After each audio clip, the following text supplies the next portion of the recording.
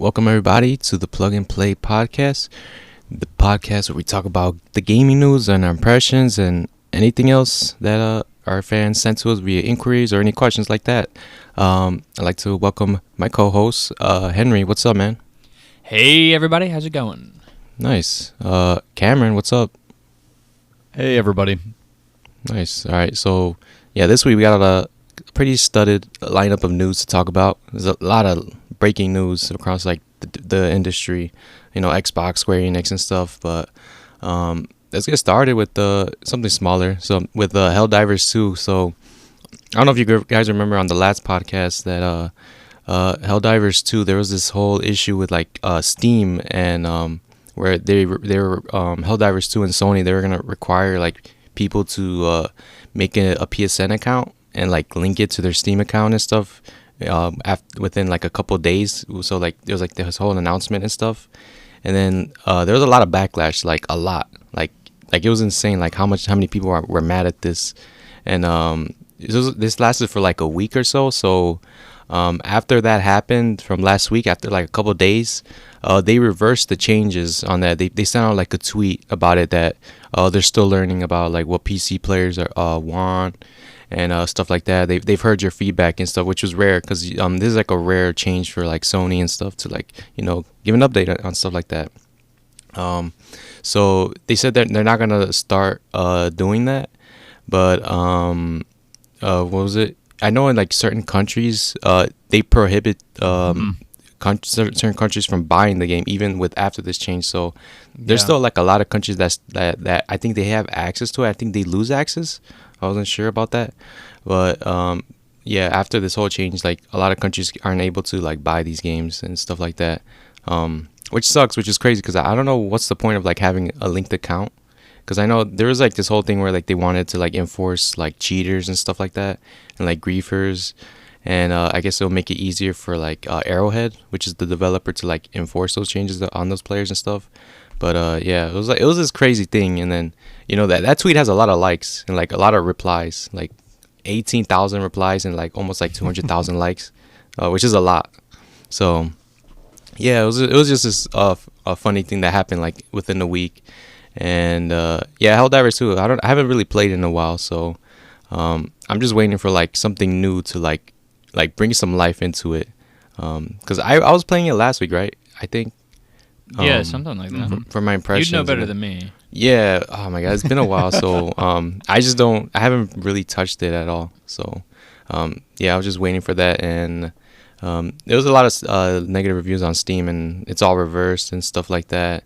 But yeah, it just shows like how passionate this Helldivers community is, and like how like toxic it is. I think passionate at times. Passionate is one word for it. I mean, honestly, this is one of those things we talk about on here where I like definitely feel like I'm the odd man out in this situation, because like I said it on the last podcast, I still feel the same way. I don't get what the big deal is in making an account. I know people have said, okay, so I'll just bat away the responses before they even come here. People brought up the fact that, and you referred to this, Alexis, is, you know, if you live in certain countries across the globe, you can't actually make a PSN account, like, period. So they prevented people in those countries from being able to buy the game at all to sort of, you know, mitigate that as a problem. Now, I understand that argument. I also understand that that's like 1% of the player base like lives in those countries. So like it's very small. The other 99%, I'm like, I don't understand what the problem is in just making a PSN account. Maybe I'm crazy, and I know people are like, you know, we talked about this last episode, Henry. It was like people were like data security. Your data's already. What do you think Steam is doing with your data? Like, come on, guys. I don't know. That's all I'll say about this, because I basically feel the exact same way as I did last episode. But I think this whole thing got blown up way out of proportion. And the lasting thing I'll say, just to piss people off a little more, is when you signed up on the main menu for this game, it literally warns you twice that you will have to make a PSN account. So don't act like they didn't tell you. That's all I have to say about this. Yeah. Does this deter you from playing the game or no? Not at all. Not at No. all? I mean, I wasn't interested in it Definitely really not. anyways, but definitely wouldn't because of this. No. Can I ask you if you're ever gonna play this one day? Because I'm interested. Probably not, honestly. No. But that's more something we'll talk about later where I Yeah. pretty much just don't really play like these type of games, I would say. Yeah. So Yeah. We'll save that for later down the show. And Henry, what is it about this that you agree with Cam? Because I kind of agree with him about the account. Because I know Microsoft games, I know Minecraft and stuff. Because I remember playing Minecraft on PS5 and it was telling me to create a login with an account. I was like, what the fuck? I mean, logins on accounts is always weird, and no one likes it. I mean, but yeah, I mean, like more or less, I definitely side with Cam on this. Creating an account, it was always from the get-go. It was a thing that people, or it was something Sony was very upfront about and said you will have to create an account for this. It was just that the game was not technically able to support, and when I say technically, I don't mean figuratively, I mean like literally, like the gears and wires of the games were not like set up yet to actually support a PlayStation account. And I think people just kind of got used to the fact that they didn't have to sign in.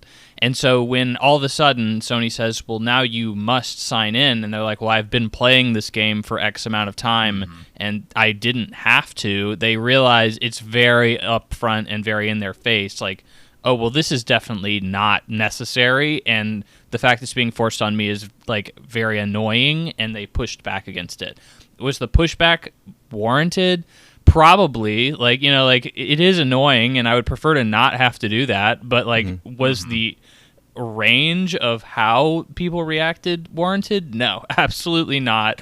The justification of, you know, the number 180 countries cannot play this game sounds really, really bad.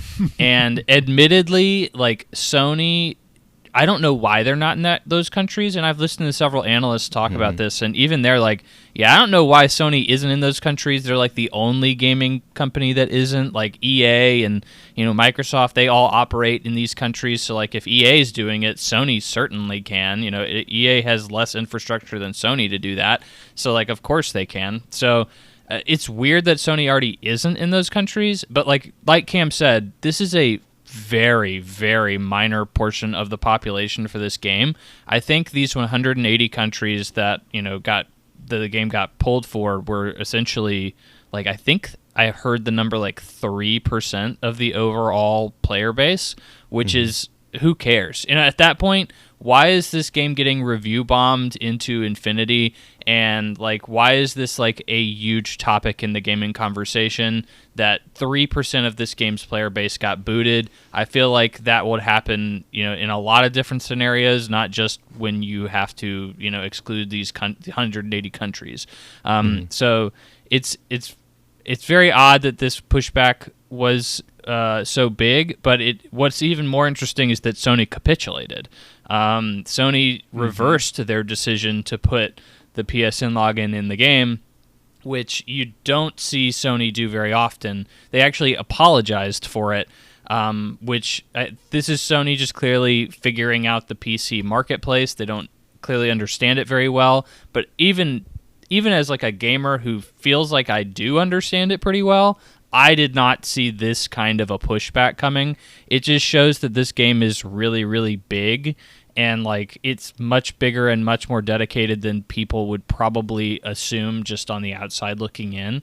And another funny thing to add on to this is Ghost of Tsushima Director's Cut was also just released on Steam a few days ago, and it got pulled off of like all these other countries in Steam. Yeah. I was going to bring that up. Yeah, I think it's very relevant, is because it does not require a PSN login to play the single player portion of the game, but there is an online cooperative mode called Legends in the game, and it requires a PSN login to get into that portion of the game and play it. So Sony is, of course, getting pushback for that as well. So, you know, like they're kind of talking out of both sides of their mouth here. But I don't know. So, Alexis, did you have something to add on that? Sounds like you wanted to talk about that too. So I don't know. I remember hearing about the Ghost of Tsushima on the PC, that the single player is still like, you still can't buy it or still play it even if you're in those countries.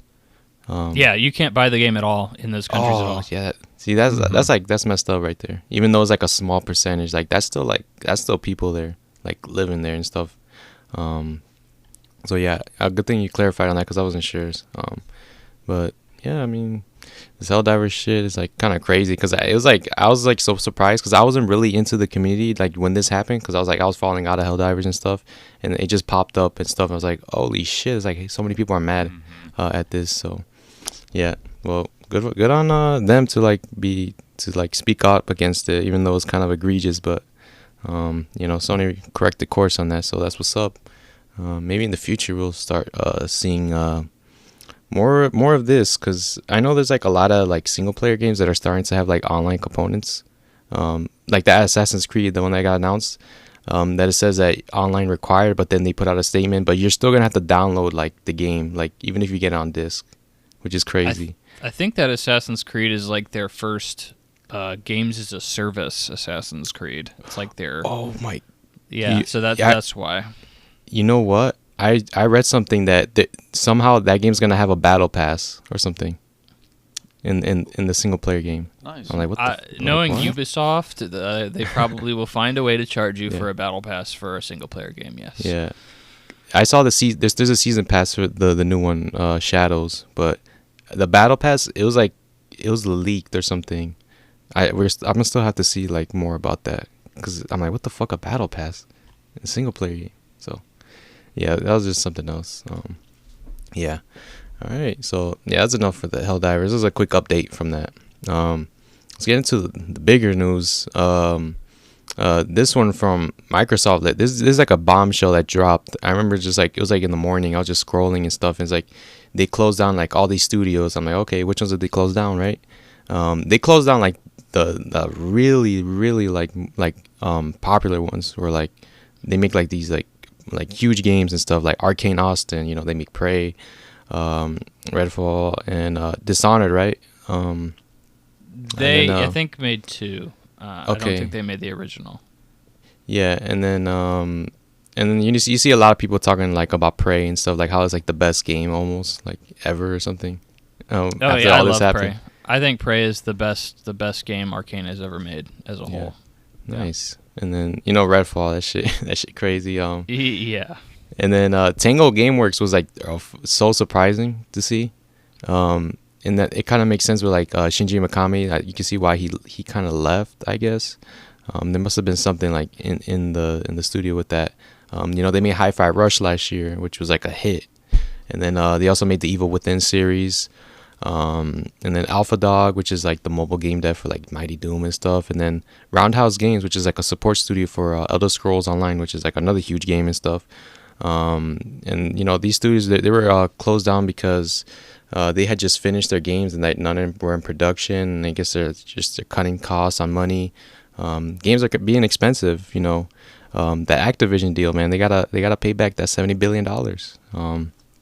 I don't know where you guys want to start with this. I just find it like kind of crazy that like Tango was like one of the studios that was like shut down. Like I thought that was like a safe studio that wouldn't get shut down, because I think it'll be like a lot of backlash, and of course people were like talking like about this, like, oh, what the hell, Xbox, like what's going on, stuff like that. And then of course Matt Booty, he talking about he says that Xbox needs like smaller games that gives us prestige and awards. And Hi-Fi Rush was that game. Like it got nominated at the Game Awards, a couple categories, and even won like best audio design for that. That game has a BAFTA, dude. Like it's a big deal.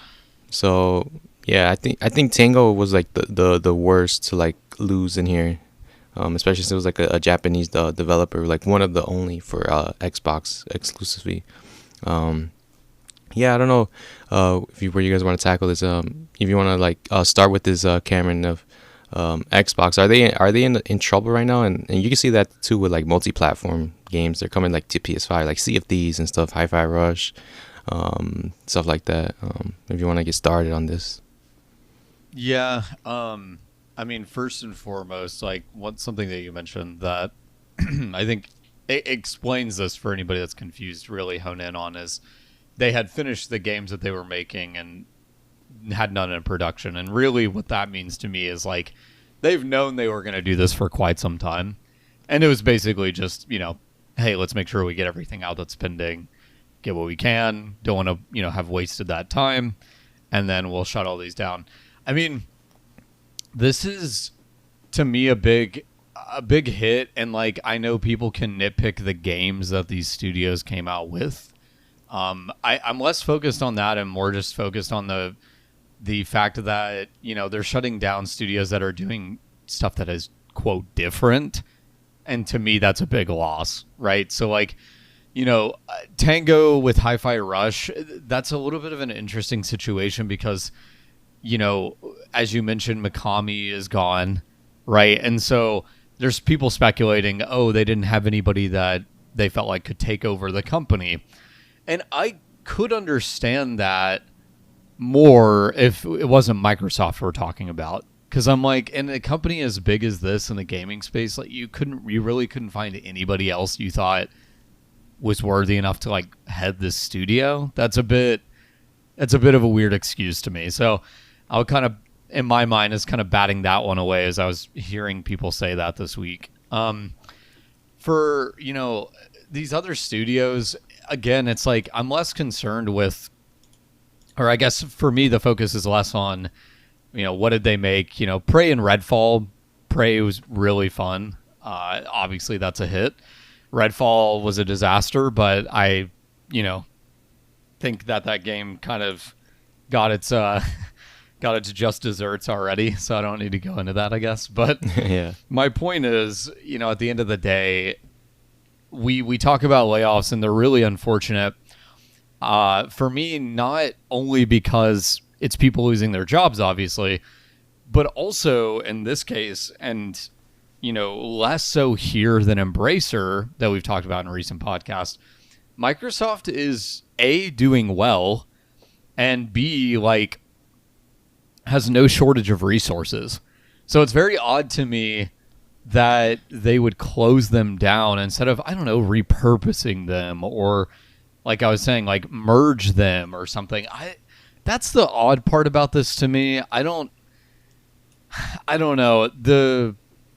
One of the key things here that happened after these, announcements were made that pissed a lot of people off and frankly kind of blew my mind that somebody would be this tone deaf was that they came out and did state that they need more smaller games, right? They need more smaller games. So you just shut down 4 or 5 studios that have given you a lot of your signature smaller games. So I have said in recent podcasts that in recent years I'm very confused by Microsoft's decision making, and I just say that continues, and this is just more ammo for that. And that's my personal opinion on all of this. Mm-hmm. It started when they started naming the Xbox like weird names and stuff, and like after that, that Xbox One, and then it goes on to the Series, and then Xbox One X. Like somebody's not gonna buy any of these consoles because they don't know. Whoops, something dropped. They're not gonna buy these consoles because they don't know which ones to buy and stuff. Like you see a lot of people like PlayStation, like 1, 2, 3, 4, 5. You know what I'm saying? And then that's pretty easy. Yeah. Yeah, it's easy. It's easy to understand. All you need to know is like about the Pro, and that's it. And then Xbox, they had all these like terrible like PR and stuff like that the Don Matrick like interview, like that's like crazy, like that it did so much damage and stuff, and they just couldn't recover from that.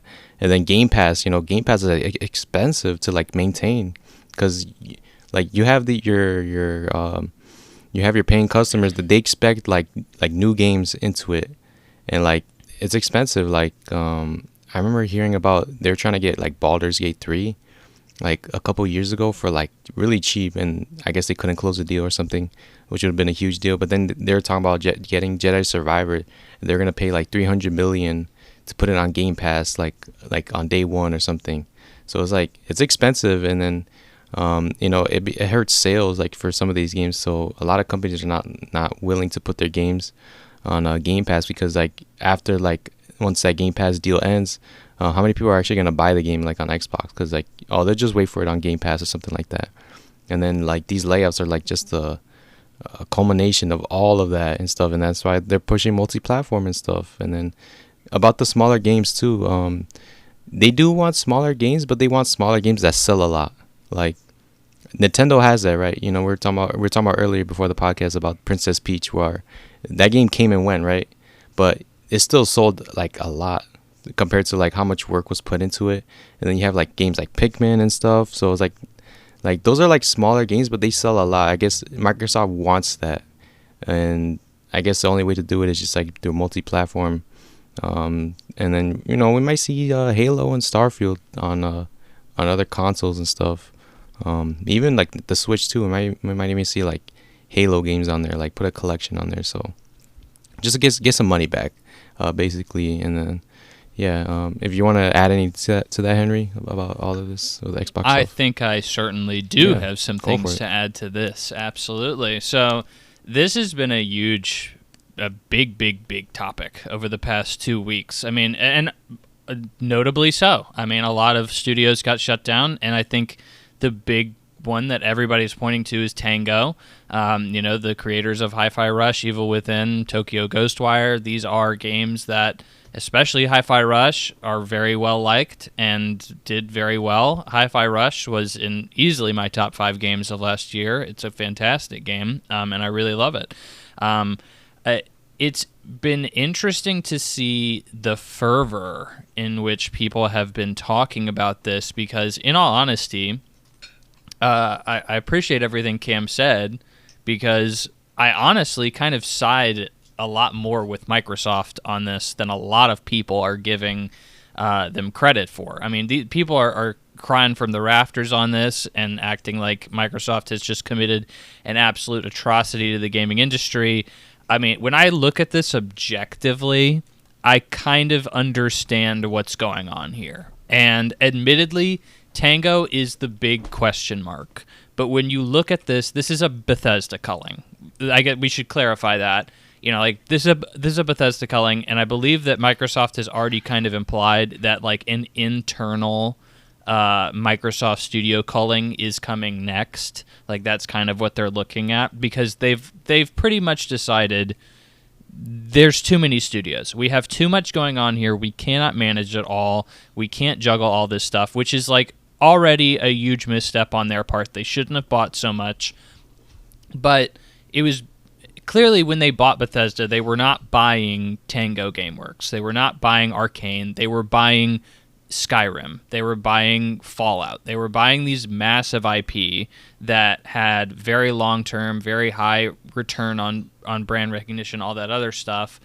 And when I look at these studios, they're not closing Machine Games. They're not closing Bethesda. They're not closing, id. I think that those are the Doom creators. They're closing Arkane Austin, who is the B-team Arkane studio, which admittedly they've made Prey, and like I said, I think that's like one of the best, if not the best, like of that genre, one of the best of those games ever made. But they did just create Redfall, and I think that we have probably like there's been a large amount of turnover in that studio because of Redfall. It is probably like a Ship of Theseus situation here, where there's probably not a lot of people in that studio that were originally there in the first place, so your talent is pretty probably gone. So I'd say that's a pretty good one to cut. And obviously, they just produced Redfall. They were still kind of working on it, and they didn't have anything else in production. So another like reason, and as they stated, that's why they did it. But then you have Alpha Dog, who made Mighty Doom, which probably most people don't remember because it was an iOS game. It was a mobile. Basically, Alpha Dog was a mobile studio, which Mighty Doom, if you didn't know, did not review very well and was not a commercial success. So what else had they done? Pretty much nothing of note. So yeah, that's probably a good one to kill. And then Roundhouse Games, which was just a support studio for ESO, which Roundhouse Studios got closed down and a lot of people got laid off, but most of that staff just got folded in to ZeniMax again to continue to support ESO. So like that was another one that was an understandable closure as well. Tango again is this big question mark that's like what the heck, and I think I look at this and this was just a bean counter move. This was some accountant saying, well, they don't have anything in production and it's more money to have them sit around and do something than to just get rid of them right now, and they just did. It's easily the most short-sighted of the closures, and clearly there was a lot of talent at that studio, and they were producing games that people wanted. And then you have that comment from Matt Booty that really set people on fire.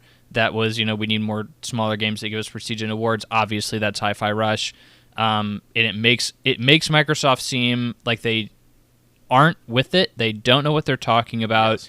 And they're almost like unpredictable in what they're doing. But I think that there definitely is a strategy here. And what I see the strategy is we want big games. We want big games that give us huge returns. And, like these were the smaller studios. These were the smaller studios or the beat studios that were easy cuts. And I think that when you look at something like Game Pass, which Alexis, I think you have a lot of great points on. Like, it is very difficult. It is very expensive to maintain a Game Pass. It's a massive red line in Microsoft's agenda right now, and I think that's understandable given what subscription services are. So Microsoft is going to be taking a massive loss on this for years, possibly like another decade before they hit the numbers that they really want to, like depending on how slow it is. But like, you look at something like a Netflix, and I always, point back to Netflix. Netflix took a very, very long time before it hit anything near black. And when it did hit black, it was a huge deal, especially for investors. But like for a long time, that company was in the red, and they were just producing shows and movies to just generate subscriptions. And that was their only goal, was increase subscriptions. And what brings people in to a subscription service? Is it a Hi-Fi Rush? No, not really. It's a Call of Duty. And that's what it's a Skyrim. It's a Call of Duty. Those are the games that bring people into these services. And one of the next notes we have is, Call of Duty. Microsoft is now planning to put Call of Duty on Game Pass. I mean, at this point, I think that's just what they're doubling down on. Like, Game Pass is this model that they are going to be moving forward with for the rest of time. And, if they don't, I think Xbox is hosed. Like, let's be real. Like, who wants to buy a console? No one's going to want to buy a console after all of this. This is a Game Pass. Every single one of these things that I'm seeing is a Game Pass move. It's a Game Pass move, and I feel like that's where we're moving here. I think that's what's happening. Yeah, I wanted to add on the Call of Duty on Game Pass. Do you think it's a good idea? Because I don't really think it's a good idea to put it on Game Pass at all. Cause I think it's a fantastic idea. Go for it. Tell me why. Tell me why. Okay, so the people that play Call of Duty, they don't really care about Game Pass, right? Like, they play Call of Duty I guess the majority of people, they only play like Call of Duty, like they buy it like every year, right? And that's like $70, or even they might even buy like the deluxe edition with like extra stuff for like $100. And if you put it on Game Pass, like, you're losing a lot of money right there. Correct. At the same time, you are. And because you're gonna have those people that are gonna talk about, oh, Game Pass. Okay, I'll just buy this. I'll just buy Game Pass for 1 month, which is like $18 or something, and just play that for a month. And it drops off a lot after like, I think the first month for like a lot of players. Like, they'll play for like a month, they probably get bored, and then I guess they won't renew it, or they just let it like sit through. But I think putting this year's Call of Duty, I think is like, it can be good and bad at the same time, because like you're gonna lose a lot of money on people that are gonna buy it, and then you have those that are not gonna buy it, and then you lose a sale like that. There's like a $70 sale, and then who knows like what's the price on it on this? Like, is it even worth it? You think to put it on Game Pass? 100%. And 100%. Yeah, and then also one more thing, they're thinking about adding an extra tier to Game Pass, which includes like Call of Duty and stuff. I did not hear that. No, that would be interesting. Yeah, it was like they're gonna add like maybe add an extra tier that has Call of Duty and like it's more premium games, but it'll be more expensive. So. Oh, okay, I see. Yeah. So yeah. So here's my thought process behind that from a business perspective. So Game Pass right now, I believe, is $120, $150, something like that, depending on the tier you get and how long you subscribe for a year. Call of Duty is $70. So a typical user of Call of Duty is already going to be paying $70 a year for that game. You look at that and you say, okay, well, that's already half of my subscription, if not more, depending on where I'm playing and how I'm playing. At that point, you look at the Game Pass and you say, well, not only do I get Call of Duty, I get literally every first-person or first-party Microsoft game, and then a huge swath of other games. It's definitely worth my money. I think most people will look at that and say that's definitely worth my money. And even if let's say a person is only in it for Call of Duty, you're still getting them on that service. So let's say, how many people do you know maybe only watch one thing on Netflix? You know, like they just watch Stranger Things, but they still have a year-round recurring annual subscription to Netflix. It's a lot of people, because a lot of Netflix shows suck. But you know, like it's how these models work. Is you have these big tentpole items that bring, or maybe even a smaller item that brings a certain number of subscribers in, and that's all that matters to these services. So something like a Call of Duty is going to bring in easily the most players that Microsoft has ever seen to Call of Duty Game Pass. And I think as more people warm up to this idea of this service, you know, over the course of 5 to 10 years, you're probably going to have the number of subscribers that could, because Call of Duty is just so big, you know, like, especially because what's the downside of playing it on Game Pass? You know, not everything's cross-play. You can still play with your friends, you know, like this is a huge cost-efficient measure. So eventually Microsoft will just up the price of Game Pass, and people will be you know boiled like a frog, and you know they'll be comfortable with it, and Microsoft will make their money back, and I think that's their long-term plan. I don't know if you guys have anything to say on that. I'm interested in see like the long-term effects of it. So yeah, go ahead, Cameron. Yeah, no, I was gonna jump in and say I fall somewhere. I would say I fall somewhere in the middle of you both. I think you both make really good points. Henry, I fully agree with a lot of what you just said about that's their long-term game plan. 100% is boost the price of Game Pass eventually once we have everybody on it. I also hear you, Alexis, when you say that the people who play Call of Duty, like, I'm kind of with you on that. I bet a lot of the people that play Call of Duty do not care what else Game Pass will give them. Like, they're like, I don't even, you know, those other games, I don't even care. Now, like I said, I fall somewhere in the middle on this because, like, sure, there's a lot of people who won't care.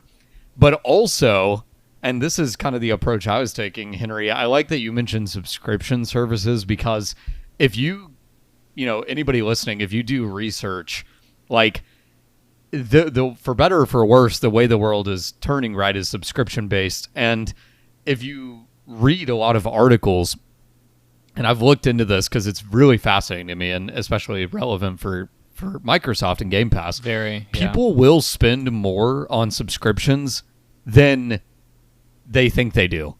And that's a big thing because, like, consistently, if you look up articles about subscriptions, people are willing to spend more money in general on a subscription than up front. It's way easier to say, oh, yeah, like, I don't want to buy that $70 Call of Duty, but $10 a month? Oh, yeah, that's fine. Even if that's the only game they play.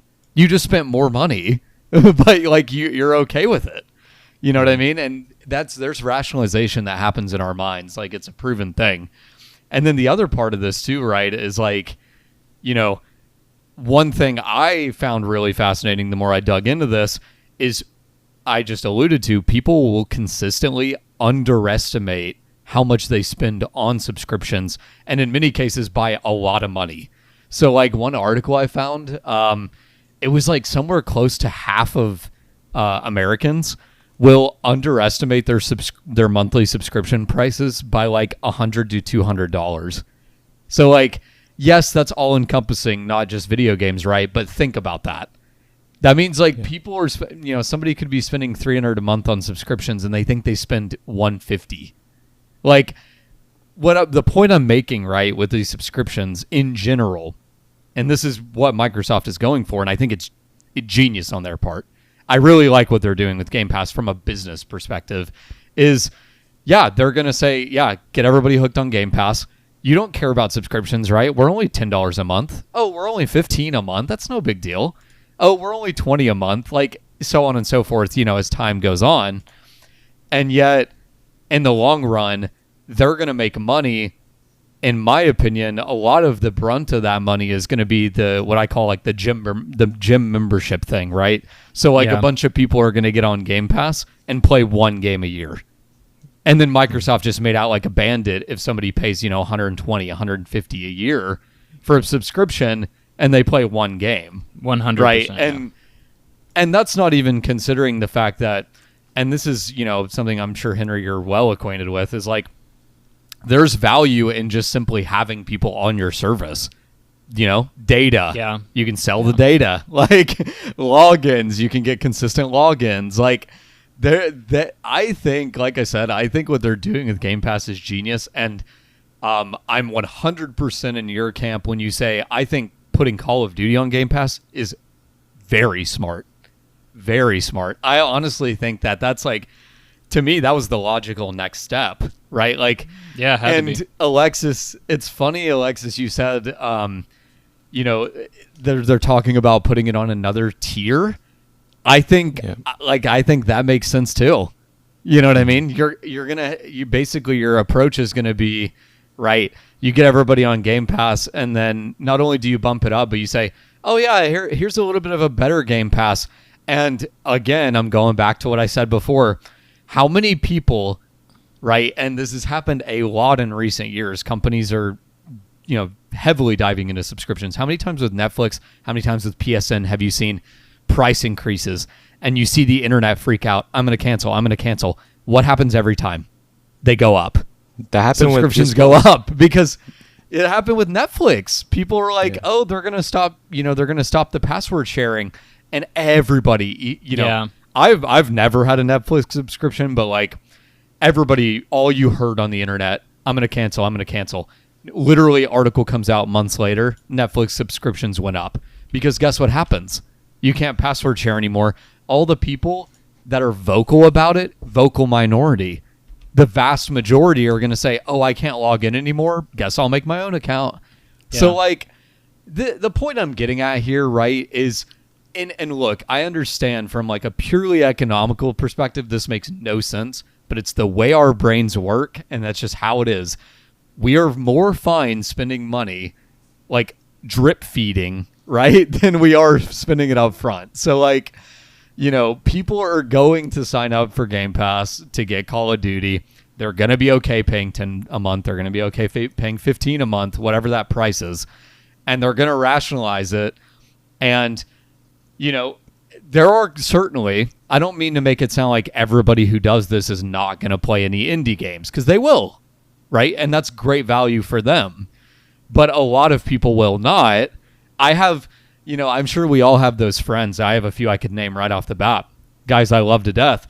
I guarantee you they're gonna sign up for this for Call of Duty and then play like one other game, right? And then it's like easy money for Microsoft. So 100%. Yeah, that's kind of how I feel about all this. But I think, long story short, as it pertains specifically to Call of Duty, genius. I think it's smart. Nice. And I guarantee you they're going to get increased subscriptions from this. I guarantee you. Literally the reason they bought Activision was to put Call of Duty on Game Pass. That was like the reason. Yep. And get the money from it, because it makes a lot of money. From that too. Probably Yeah. not as much as put it on Game Pass, though, in my opinion. Would But, you play? Yeah, Henry? No, go ahead. Go ahead. Are you gonna play Call of Duty when it comes on Game Pass? Or 'cause, Yeah, heck yeah. Yeah, okay. It's There you for go. free, baby. I already pay my money. I get access to it. There you go. See, there's the first-hand example. Yeah, exactly right. No, So I kid, Cam's yeah. no, you're exactly right, Cam. Like I say, it's for free. I already paid $120 for Call of Duty. Like that is the way your brain works. Free right? stretching it. So funny. I do the same thing. Exactly, I right. do the same It's thing. incorrect. Oh, it's free now. Yeah.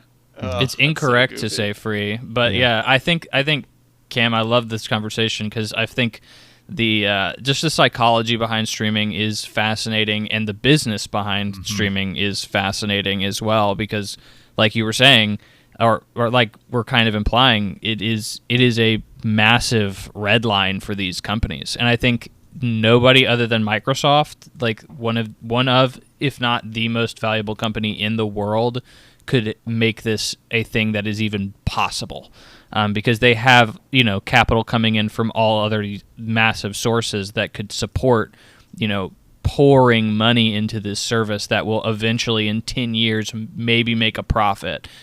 So it's fascinating to see how all this works. Yeah, it's a long-term goal for Xbox and shit. Big risk. Yeah.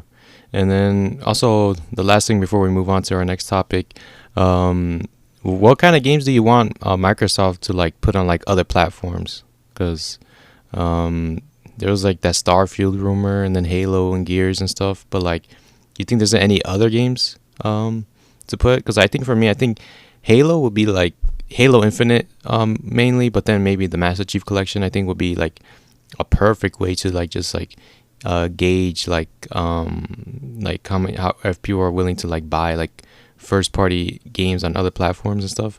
Because I know like Halo like on the Switch I think would work perfectly, honestly. Like on the Switch 2, I think it would be like a good launch title. I was thinking like some rare games. Something there. Yeah, and also rare games, man, because I think the rare catalog is like kind of underrated. Like they have a lot of like bangers. Like they just don't have like it's just like on Xbox and stuff.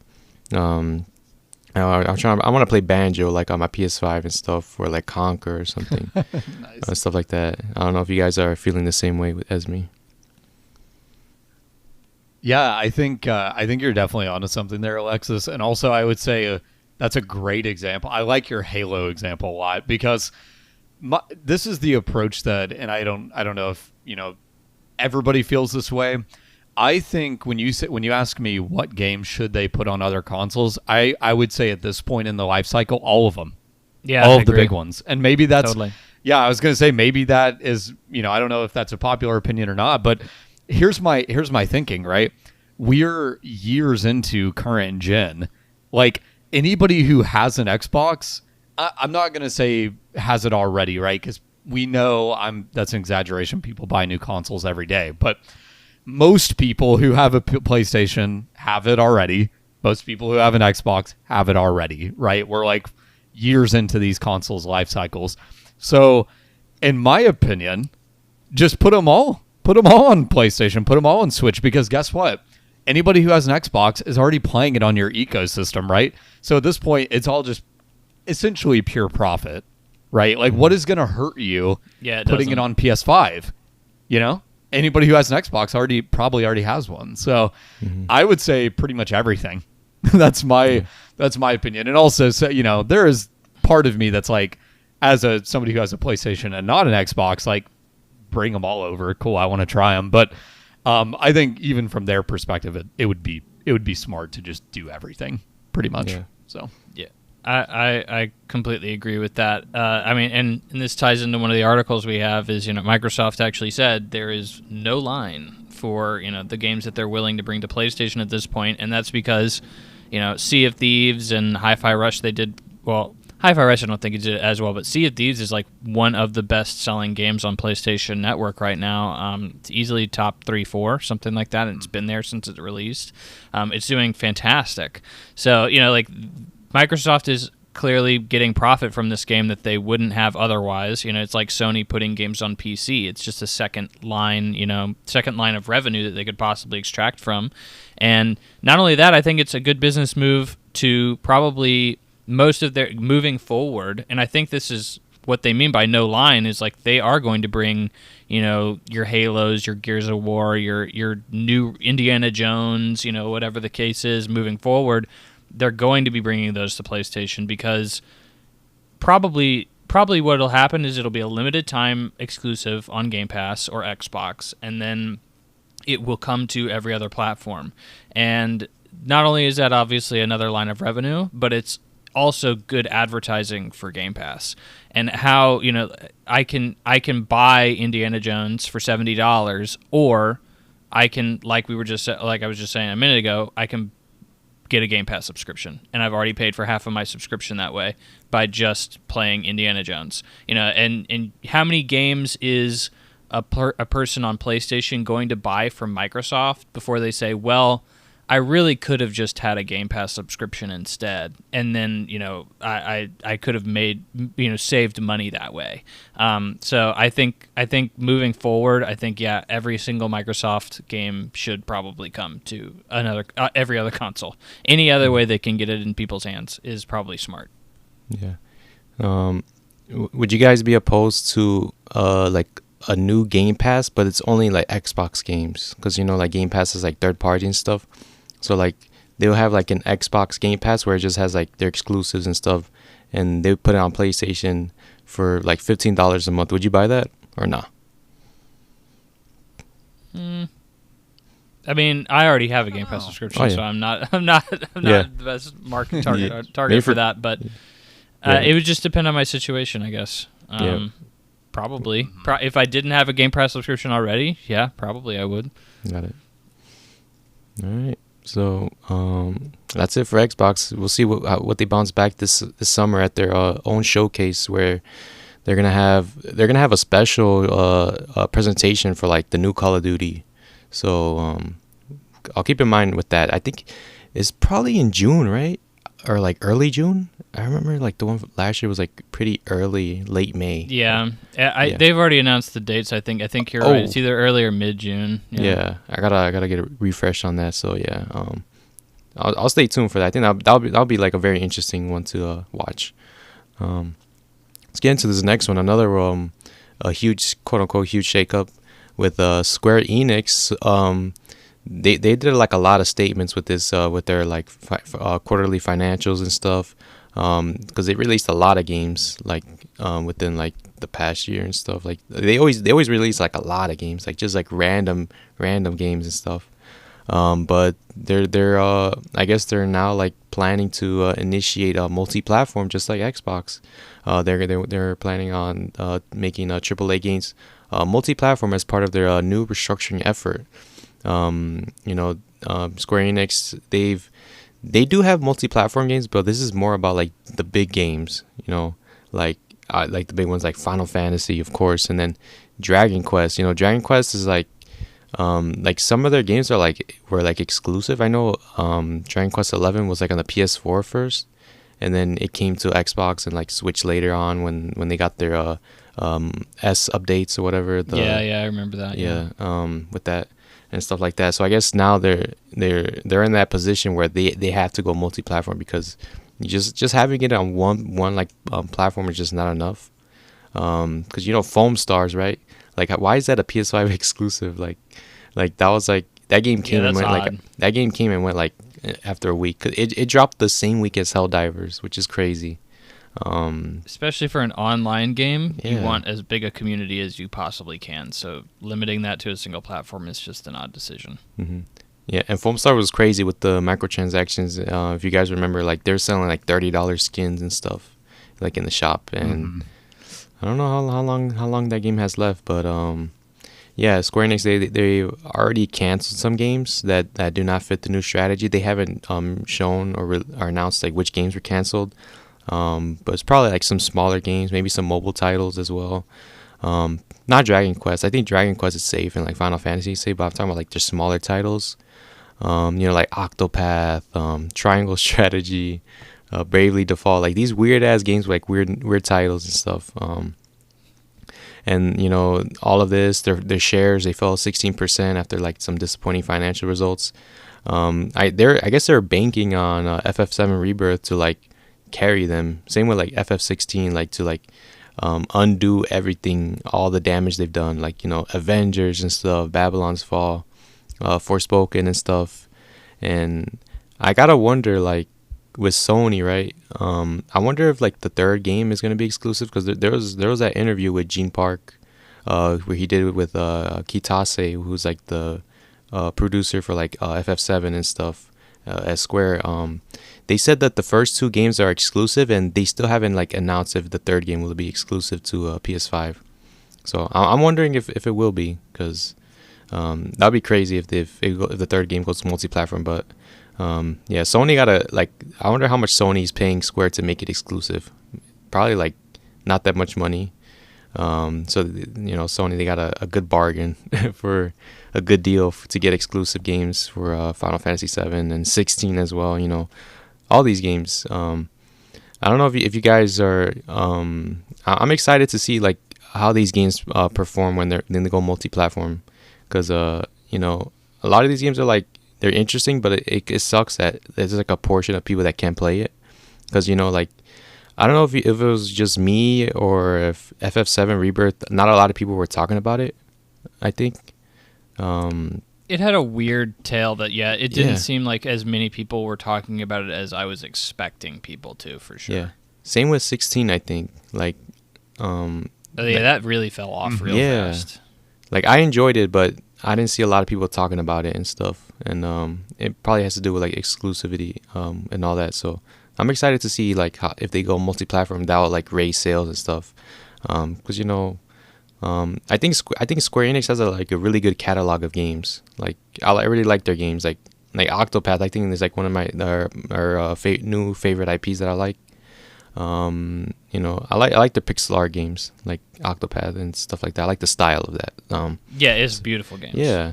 So, and that game sold 1 million, so I guess it's not bad. So, and it's supposed to come to Xbox as well. Like, it was supposed to come out earlier this year, or like early this year, but there's been no update about that.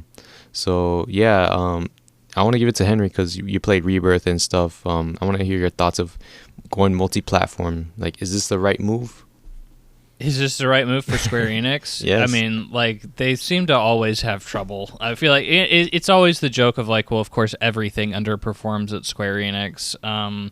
In this case, is it an exclusivity issue? That one's hard for me to pinpoint. It could just be honestly like, maybe these games aren't as good as they probably should be, or like, you know, they probably need to do something else. I really don't know. It's hard for me to say if this is. I mean, obviously going multi-plat is going to get them more money, and I think we talked about this on a very recent episode. Was, you know, Xbox doesn't get a lot of these games, obviously, but that's because a very minor population of the people who play these games are located on Xbox. Nobody is really a huge JRPG nut on the Xbox. It's, you know, they've been culled a long time ago from starvation. So, you know, it's probably not there, but I do see like Switch as probably what they're talking about here. When they talk about multi-platform, they want these games on the Switch. That's a massive portion of the population that I think would eat these games up, and is obviously the best-selling console of the generation. So, you know, you're just missing out on so many potential sales on something like that platform. The problem is, it's like a Final Fantasy VII Rebirth or a Final Fantasy XVI. That's just not going to run on the Switch. Like, it's just, that thing is just too ancient at this point. So this restructuring is interesting. I think it's long overdue.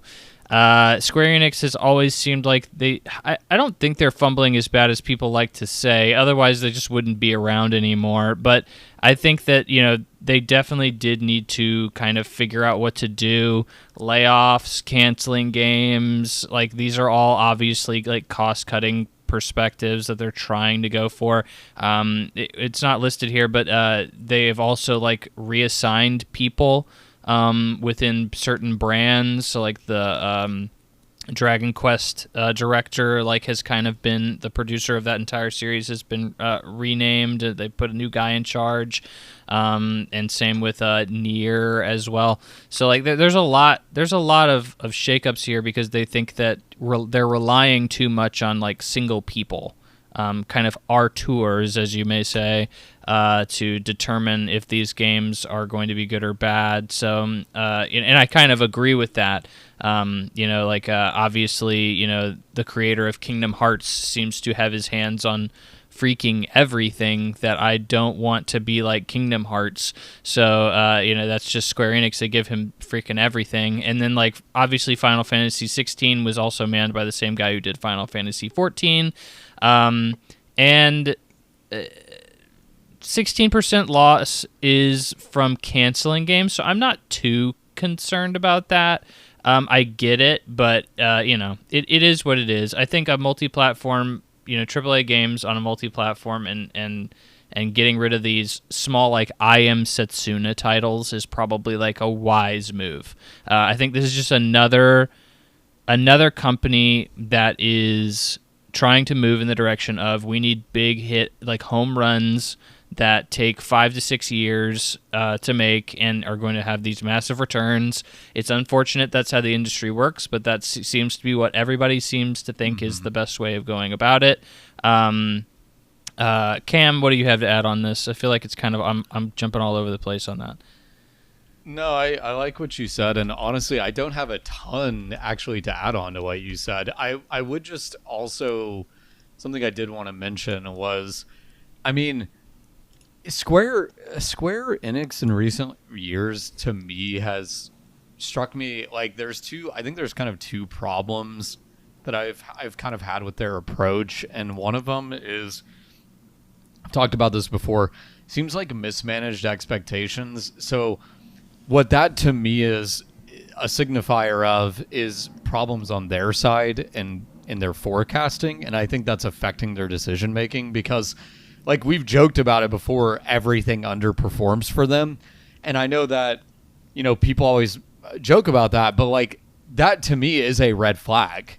Like why is your expectations so far off from what your games are doing? And I know I can tell you right now, it would be very coincidental if every single game literally was just like not doing well that they sell, right? It's, to me, that is a sign of their expectations being off. You know what I mean? If everywhere you go or every game you put out is underperforming, then maybe it's performing normally and your expectations are too high. Yeah. I think that's a problem. Another problem for them, I also think, is, and they're fixing it here, in my opinion, I do not think that this exclusivity has been working for them at all. And they've always had this weird relationship with exclusivity. Like Final Fantasy XIII, even if you go back far enough, had this weird thing with the PS3 and the Xbox going on at that time. And like, to me, they've always been like kind of trying to, I don't know if they're trying to like have their cake and eat it too, but to me, when I see them, saying that the games just keep underperforming, it's your expectations are too high. And then my other thing would be, well, maybe they're not selling as well on PlayStation as you thought they were when you signed up for this deal with Sony, right? And so I'm not going to sit here and say like Sony has been swindling Square Enix, but like I think Sony's been making out like a bandit because yeah, they have. What this means, right, is if it's like a scale, right? If they're underperforming on Square side, they're overperforming on Sony side inherently because you paid them to keep this on this one platform and they're not selling well. So Sony's like, oh, okay, well, we're happy with it, and you haven't seen any how should I say this? You haven't seen any hesitation from Sony to keep doing it, right? So I think Sony is more than happy to keep doing this. But yeah, I mean, like, honestly, like I said, I didn't have a ton to add to what you said. I think this is a step in the right direction to me. We've had last couple episodes, I've been pretty impressed with what the companies are doing. And this is another good move, I think. I think they need to focus on quantity of sales and not, hyper focusing on Sony, because it's clearly not working, at least in their minds, right? So, I also want to give a little bit of pushback. Something you said I found kind of interesting was, or one of you mentioned before that Xbox people in general aren't really like super JRPG guys. I don't know that I necessarily agree with that. I mean, I would say that they haven't had the opportunity to play many of them in many tentpole releases in recent years that are JRPGs, but I don't know that given the opportunity they couldn't become fans of the genre.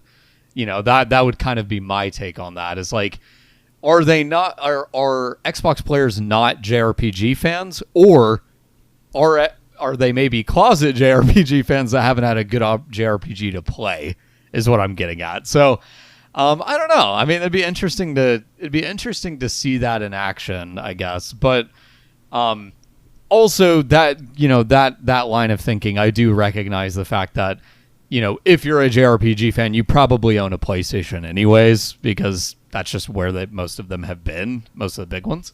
Yeah. So I get that part of it too, but yeah, I think this is a good move for them, and honestly, hopefully they, the next game that comes out, like, hopefully they manage their expectations accordingly, because I said it before, I think it's very coincidental that you come out and say every game does badly.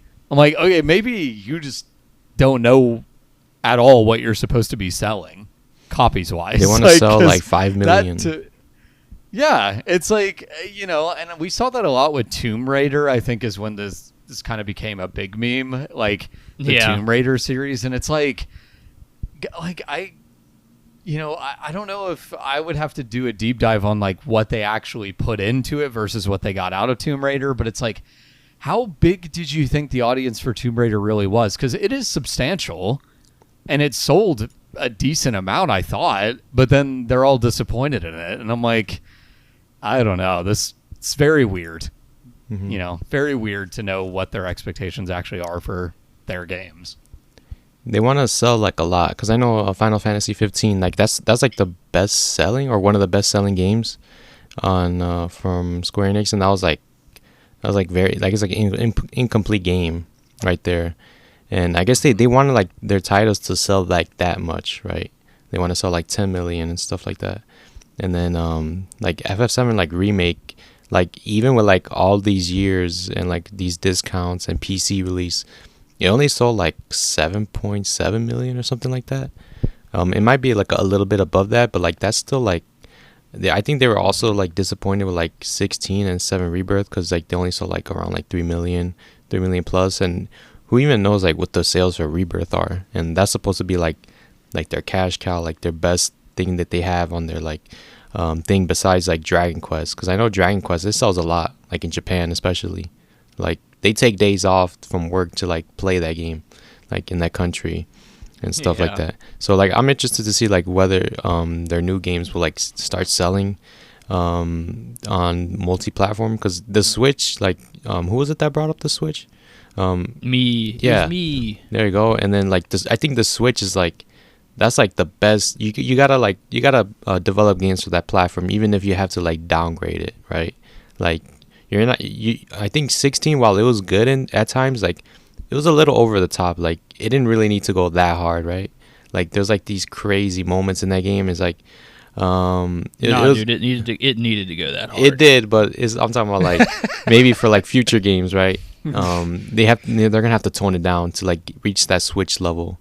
Even Capcom did that, if you guys remember, with Monster Hunter Rise, where like that game was like downgraded, and then when they ported it to the PS5 and stuff, like it still looks like a Switch title. So like stuff like that. It's like this whole thing, like they gotta downgrade to like for the Switch, even if they don't like it. at times. I mean, they still have to, right? I mean, the Switch is like hella people on Switch. I think a great example of that is Hogwarts Legacy. It's one of the best selling Switch titles I think ever, or something like that, and it's apparently garbage on the Switch, and it took them like an entire like year and a half or 2 years to even port it. So like it was a ridiculous amount of time. So you have to get those Switch ports out. It's just the install base there is too big, and people will buy it. So you have to. Yep. Well, also just jumping in on that point, Pokemon is also sells like hotcakes and runs like shit. So I mean, it's one of those things too. And I actually like Pokemon. Just FYI, I mean, I for all those curious listeners, like I actually do like Pokemon, and I played Sword and Shield. I haven't played any more recent than that, but I play them every now and then. Every couple generations, I hop in, and I always have a good time. And they do not run well, but I still have a good time. And we've talked about this before, and Alexis, I think it's funny you mentioned like peeling back on Final Fantasy, because we've mentioned this before. Like, there's a huge difference between like what people think sells and what actually sells. And so if you had the internet in your ear, you would think that Pokemon was one of the worst selling games ever because it runs terribly, right? Yeah. But then, in all actuality, the average person does not care about that.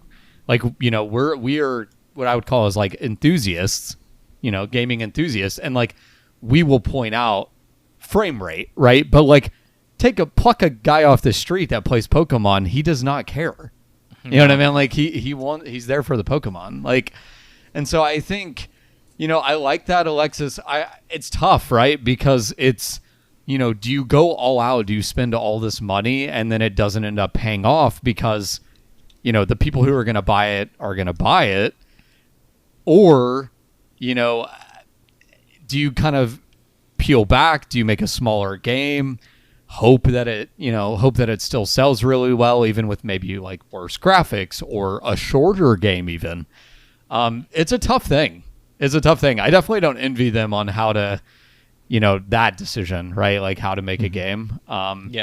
It's tough because we don't talk about this very often, but like by logic, a longer game made with the same quality as a shorter game makes less profit, right? Like literally by definition, because if a game is, made the same way, all things equal, which is very rarely the case, like more time, more length of game is just more man hours, right? So like there's an argument to be made, right, that a shorter game is kind of like better for them, but that's, now we're talking like personal preference, right? And then things get way murky. So like, obviously, that's why we talk about this, right? Because this industry is so fascinating. But it's definitely a tough decision, right? Like, how do you, like, for example, I would ask both of you, like, how would you make Final Fantasy XVII if both Rebirth and 16 underperformed, right? Would you make it shorter? Would you make it less flashy? Like, that's a hard question, Mm-hmm.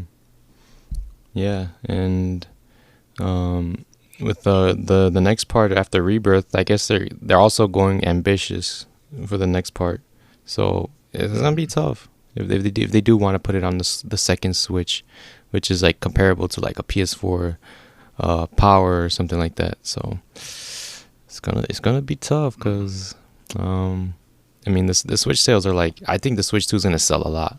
Like if it comes out with like a good launch with launch games and stuff. I think like Metroid Prime, Mario, stuff like that. It'll be good for like these other companies to start putting their games on there like day one maybe, or like right away, stuff like that. So yeah, that's it. That's it for like Square Enix. Are you guys done with talking about them so we can move on? Mm-hmm. Yeah, I think so. Yeah, so let's get into these smaller news. PlayStation with Jim Ryan, where Jim Ryan was sunsetting as a CEO of PlayStation. He's been there since like the inception of the PS1, right? Now they're naming two new CEOs to take care of PlayStation. Herman Hulst, who was like a figure, I've heard his name before. He's going to do. He's like the co-founder of Gorilla. Yeah. Okay. Yeah. There you go. He got promoted, so he's going to take ownership of like first party studios as well as the TV and the movie adaptations.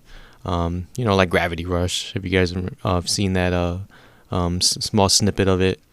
Halo and Horizon. No, hey, God of War and Horizon are also getting adaptation. So he's going to be looking over that. So, and then they also anointed Hideaki Nishino. He's going to be taking over our supervising PlayStation Network, like the hardware, third-party relations, like major publishers as well as like indies and stuff. And they're also they'll also continue reporting to Hiroki Totoki, who is the chairman of Sony Interactive. So it's just like I'm interested to see like if these guys can like start like building upon like what they've done before. And I know there's a lot of people that are disappointed with the PS5, like they're disappointed with like the output and stuff, like in terms of like first party, and it's like they're saying like the PS5 is the worst system because it doesn't have those like killer titles. So I'm interested to see like whether these guys can like move on from like Jim Ryan, because I know Jim Ryan, he's not really a gamer, right? Like he's like, have you guys seen the picture of him holding a controller? Yeah. He's like holding comical. it. Yeah, it's like what the boomers think of like games like in the like 2000s or something, like stuff like that. Like he's just holding it like weird and stuff. So yeah, he moved on, and I guess like these guys, I mean, I'm interested to see. We also sort of heard rumors of like a PSP level of device that can play PS4 games and stuff like that. Mm-hmm. I'm interested. We'll see changes more like later down the line, probably a couple of years, but hopefully they continue to build upon the success of like the PlayStation. And I wanted to ask you guys, like, along with this, do you agree with like the PS5? You think it's the worst system? Because I see that sentiment a lot, like online. Like they think it's like one of the worst systems, like along with the PS3. Like it doesn't have that many games, it's not that unique and stuff like that. So, yeah, I don't know if you guys agree with that and stuff like that. Yeah, I'd say. I mean, I think it's silly to say it's the worst console ever, but it is. It definitely is lacking for first-party support. But I think that a lot of that just comes down to our development cycles nowadays are 5-6 years.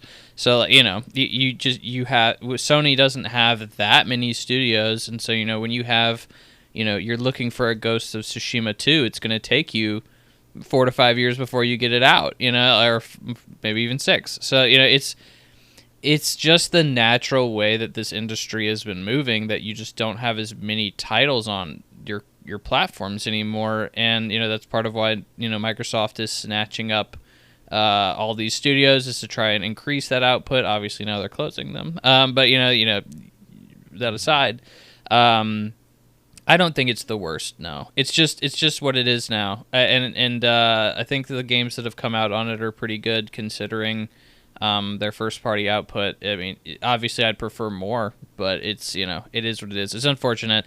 I think we've just kind of moved into an era where you're going to see like probably one big first party Sony title a year, maybe two, and that's just kind of it. Moving on to specifically Herman Hulst and Hideaki Nishino, I don't have a whole lot to say here. It is a big deal, no doubt, but obviously we have to see exactly what they do moving forward to say if it's a good or bad thing.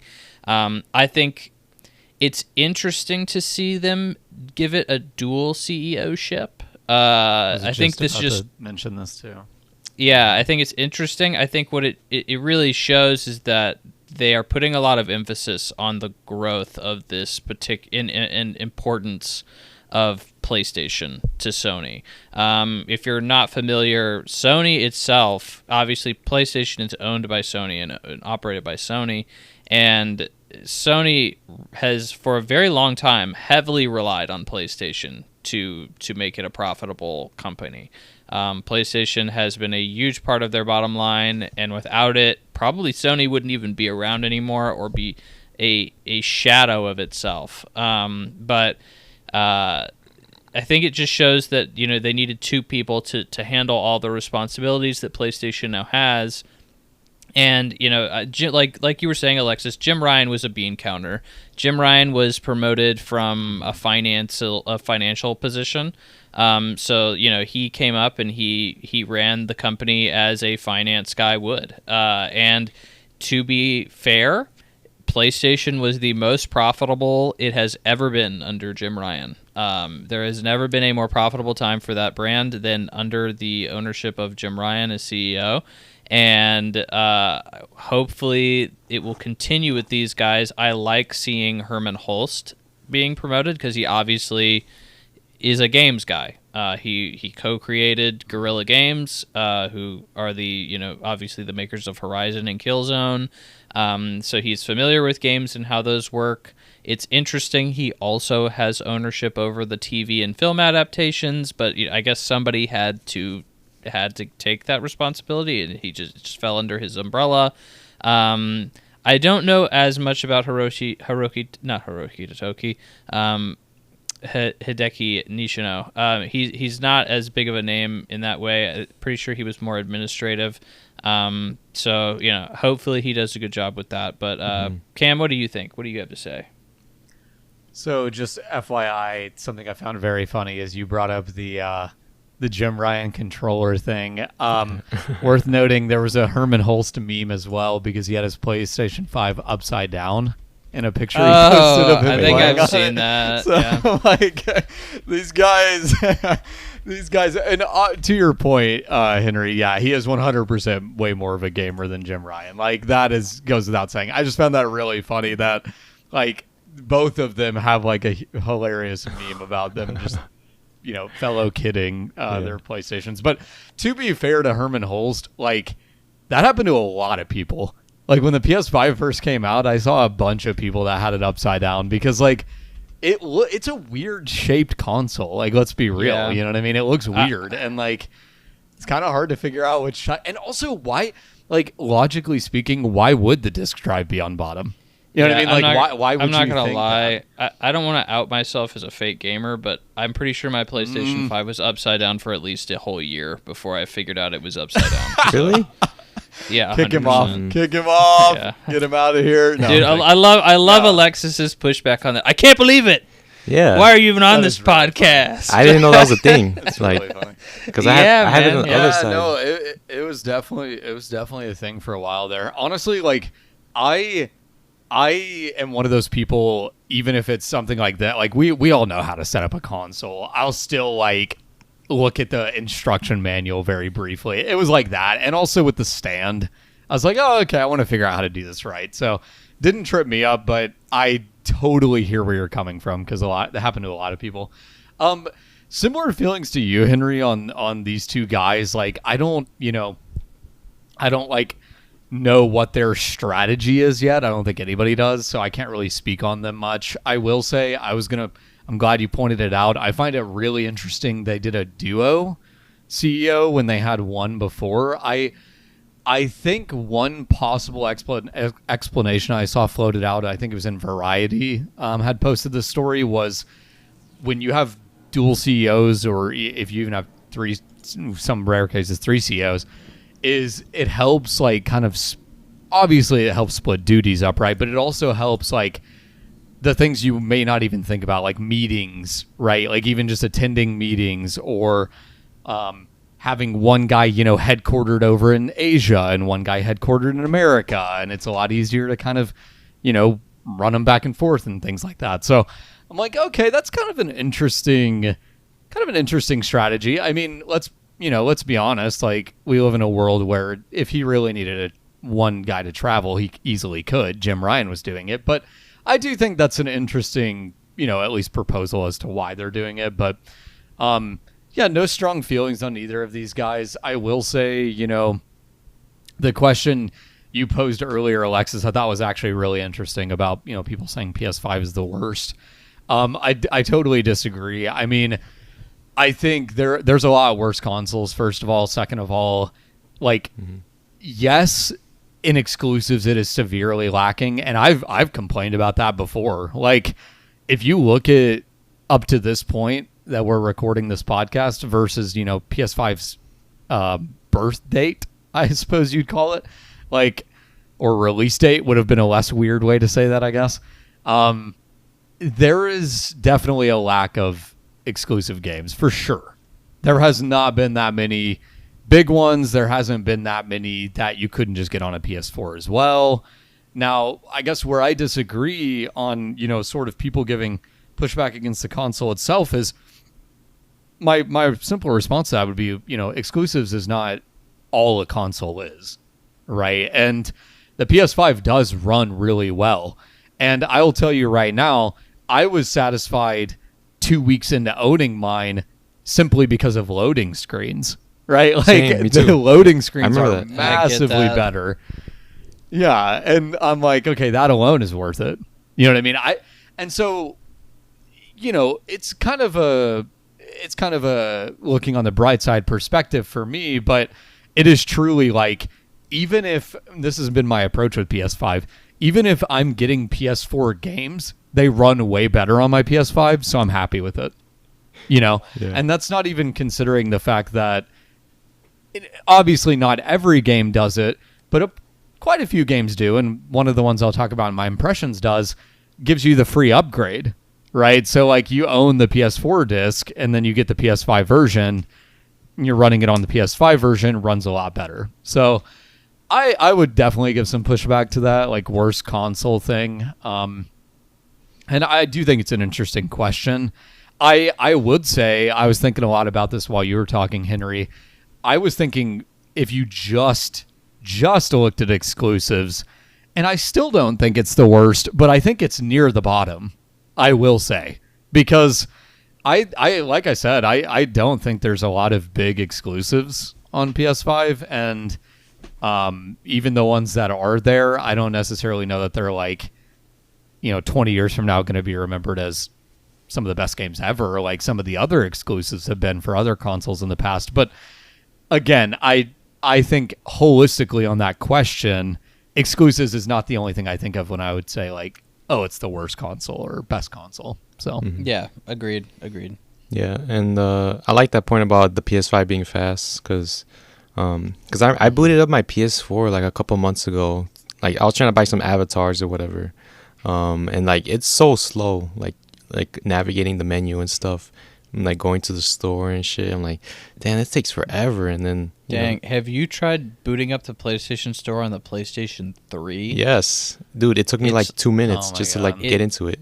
No, it took me like maybe 10. It's like something horrible. It's amazing how spoiled we are now. Yeah. And the infrastructure for those previous consoles were also horrible. So yeah, especially the PS3. Yeah. Yeah, it's so bad. Also, one additional thing you just reminded me of, because you're talking about, like, these are almost like quality of life / system level things. I do 100% miss backgrounds, and I do miss folders. That to me it's mind blowing that they have not implemented folders on PS5. But, you know, that's just a small complaint. Mm-hmm. Yeah, it is really annoying though. Because I have a lot of games, like, because I have them through like PS Plus and stuff, and like just regular games that I bought, and like trying to navigate it kind of sucks, like, because you have to search it. It does, yeah. I'm like, damn, man. And then same with the themes, man. I miss my themes. Yeah, and you know what? Honestly, my tip to a couple of friends have been, this sounds crazy, I actually just use the app on my phone. Like, I legit find it easier to, like, find and search a game in my library on the app, and then just send, because, you know, you can, like, have it download if you're connected to your PS5 on the app. Yeah, I just send it to my PS5 and then just do that, because I'm like, it is legit easier for me than the navigation on the system, you know. And that's just my preference. And I can do it. I don't have to be at the console to do it too. So that's really nice. Yeah, the app is good. I like using it. Pretty useful. Yeah, I use it all the time, especially for what Cam's talking about. It's they're really trying to make it an all-purpose kind of thing for your PlayStation, which I appreciate. So it's a good app for sure. Nice. All right, so we'll see with Herman Hulst and Hideaki Nishino to see what kind of changes they start doing to PlayStation in the next couple of years. So let's get into our last news segment.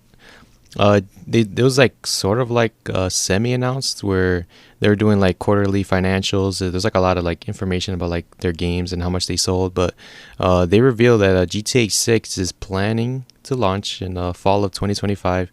We're not sure if this is like, it might get delayed, who knows, but fall of 2025 is the plan. So it's going to be competing with like a lot of games since they drop around that time. Even Call of Duty is going to be competing with that around that time. You know, all the casuals and stuff, these are the kind of games they like to buy and stuff. GTA 6 fall of 2025.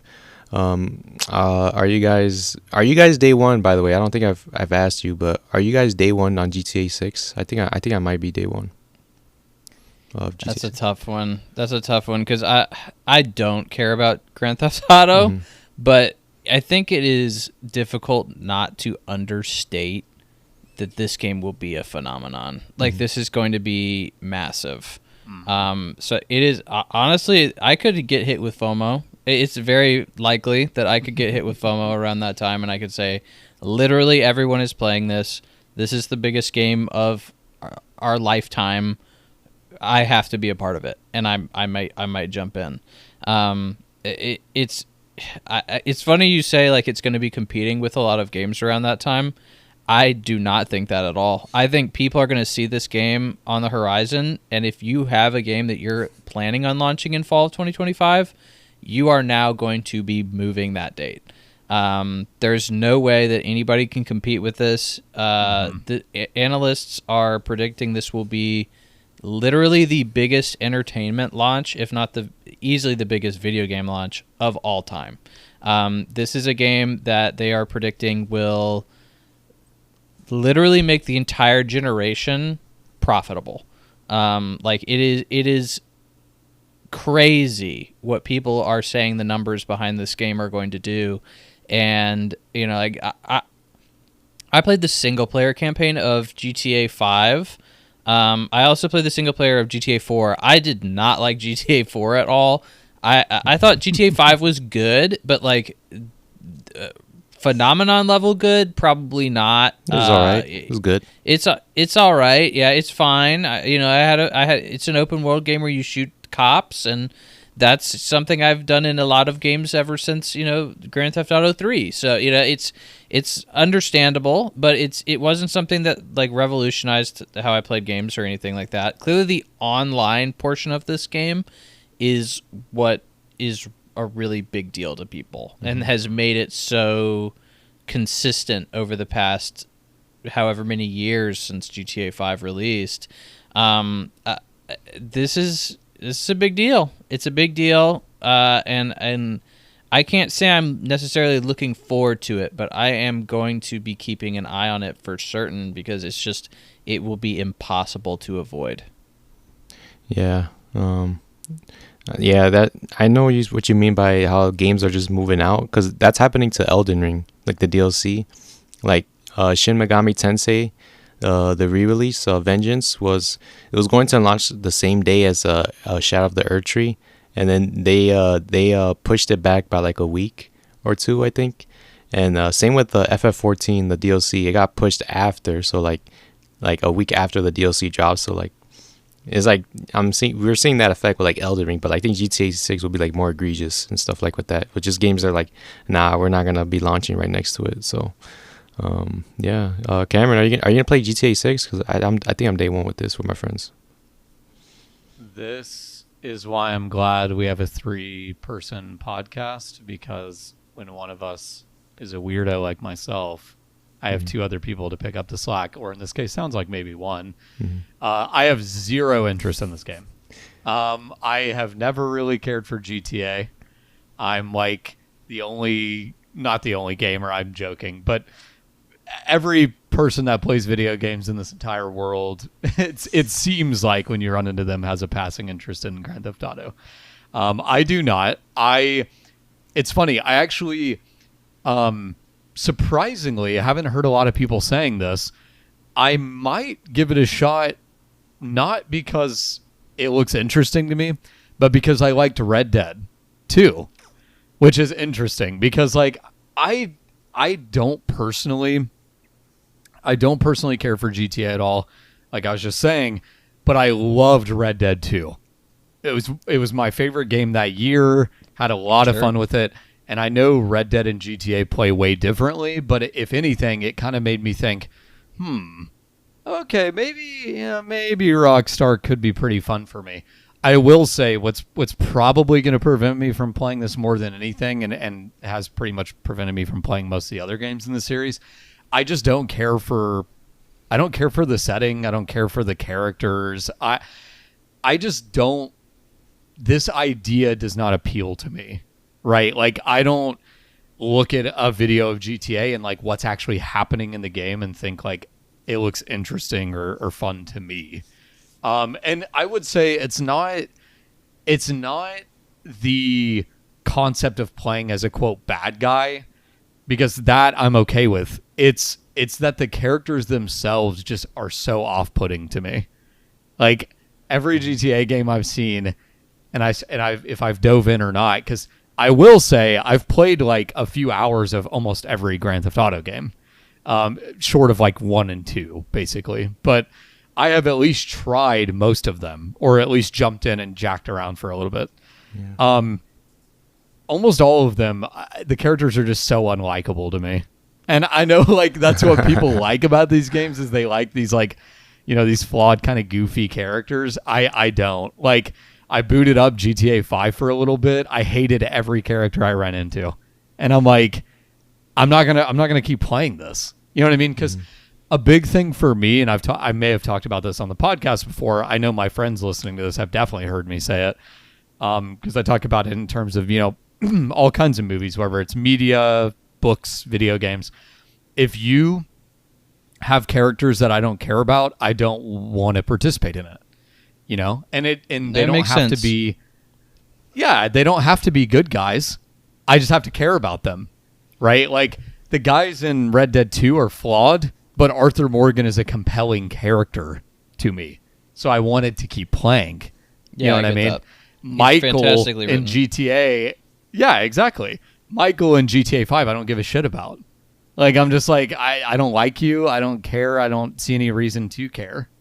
You know what I mean? And like. That's my take on GTA. I know, like I said, I know that's not the most popular opinion. Obviously, these games sell like hotcakes. And it's funny, Henry, you mentioned something, and I totally agree with you. As somebody who's interested in video games in general, I love what this series does. Like, I find it so interesting from afar, you know what I mean, to just see what GTA does. Like, it's so incredible to me.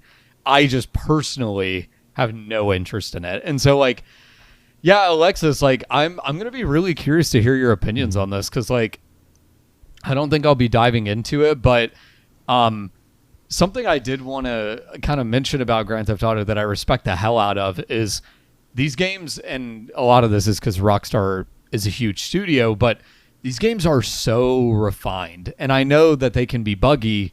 Any big open world game is going to have some bugs, but like, this is the most complete experience like this genre that you can get.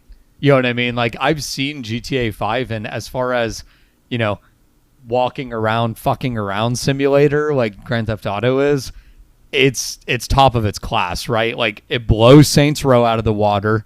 It blows Payday out of the water. It blows all these games that are basically just, city shooters. I don't know what the genre you would call that is. GTA just destroys them all. And it's funny. I think that's why, even though this is like what is this series is older, 30 years old, maybe older? In the I don't PS1. know when the first GTA came out. 97, probably around that time.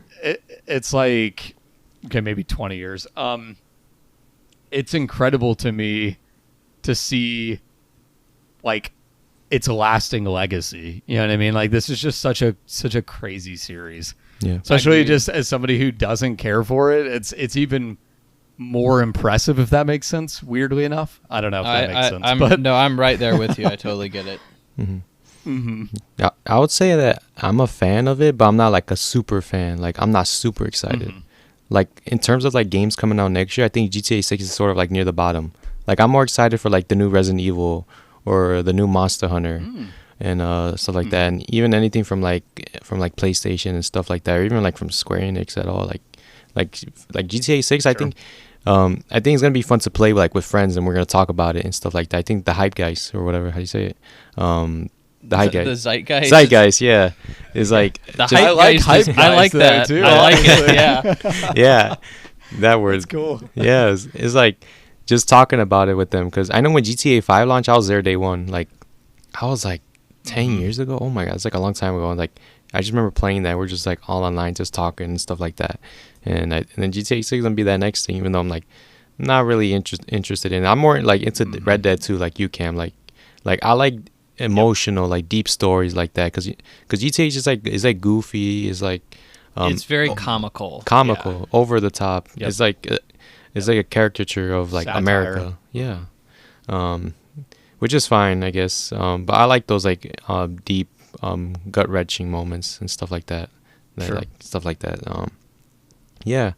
GTA 6, fall of 2025. Mark your calendars. There's gonna be a lot of people taking time off to play that game when it comes out. So, yeah, that's it for our news section. There's a lot of cool stuff that we talked about today. Let's get into our impressions, right? So, you guys have some good ass games on there.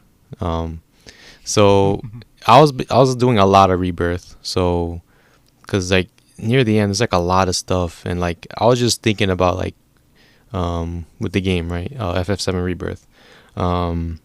It's kind of tough to like talk about it without getting into spoilers and stuff, but like how do I want to word this? Like I'll say like a lot of the game is really well done. So like I said, if you're a Final Fantasy fan, like you gotta play this. Like you gotta, like if you're a fan of Remake, you gotta play this. If you want anything Final Fantasy, just play this one. Play it more than 16. I think 16 is like it's like a weird game where it's like it's not Final Fantasy but also at the same time.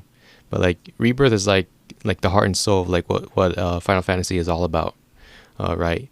And I'll just say that 99% of the game is good. Like is well done, is good. You know, there's some like smaller, like some stuff that get you pissed off or something like what the hell is that and stuff like that. But like few and far in between. And then the ending, right? I'm interested. Oh man, no, go. You tell me, man. I have gone on public record and stated how I feel about the ending. You tell me what you think.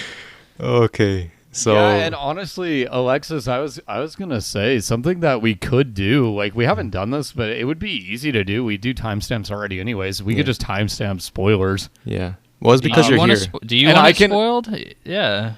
Well, honestly, no. I was gonna say like just we can talk about this live on the podcast. Just shoot me a little message, and then I'll pop the headphones back in. I don't have to hear this.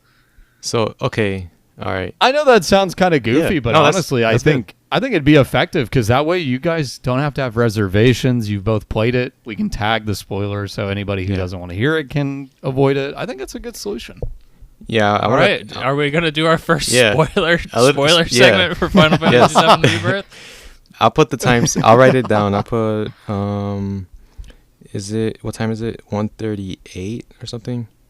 So yeah, get ready, Cam, to mute your mic. So or get off the call, whatever. Ready? Yeah, we'll send you a message. Yeah, we'll send you a message. All right, 1:38. So like I said, 99% of the game is good, like really good, and then the ending. Oh man! I guess we'll say now we're gonna talk spoilers, audience. Skip to the timestamp in the description to get past it. So go ahead. FF7 Rebirth spoilers. So like pause your mic, pause your game if you're listening. But the ending had me kind of pissed off and kind of left me like confused at the same time. So heck yeah, dude, we're there together, man. Okay. Yeah, dude. Okay, so I remember you were talking about like Nomura and shit. I'm like, what the fuck? I wonder like what kind of bullshit's gonna happen.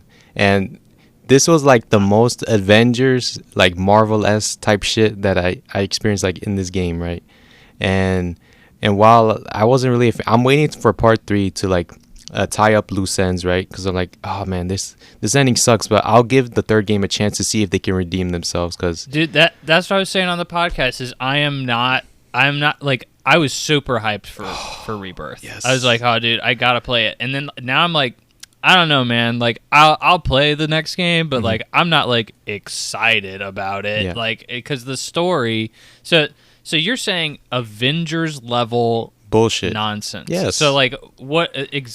Dive into that for me. What exactly do you mean by that? So, oh my god, it started with like chapter like 13, right? Where it's like you're going through like all these portals, and then Sephiroth's talking. He's talking about like these timelines.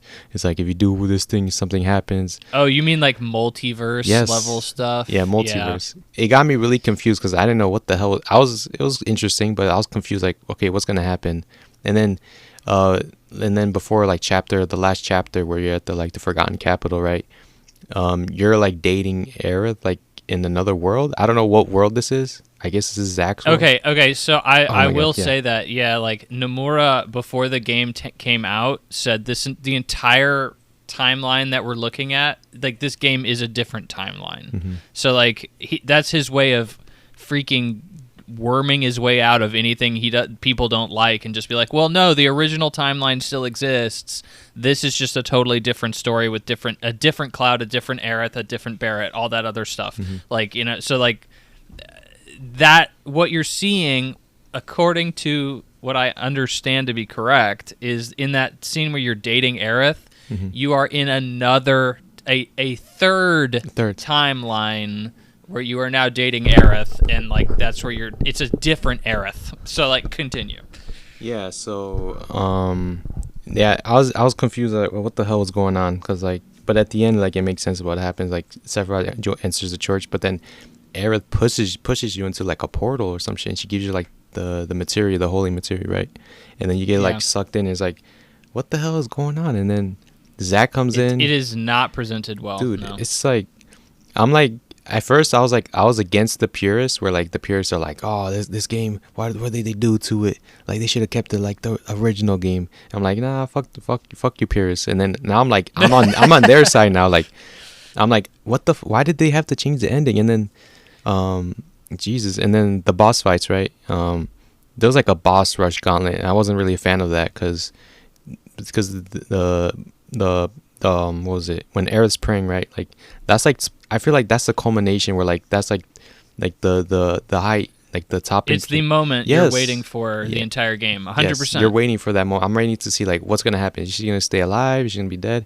And exactly. I like what they did where like Cloud he fights back, right? So like he pulls free from the whispers, fights back, and like fights against Sephiroth like to stop it, but he doesn't stop it, right? But you don't at first I was like, what the fuck's going on? I'm like, he stopped it, right? Oh shit, Aerith's alive.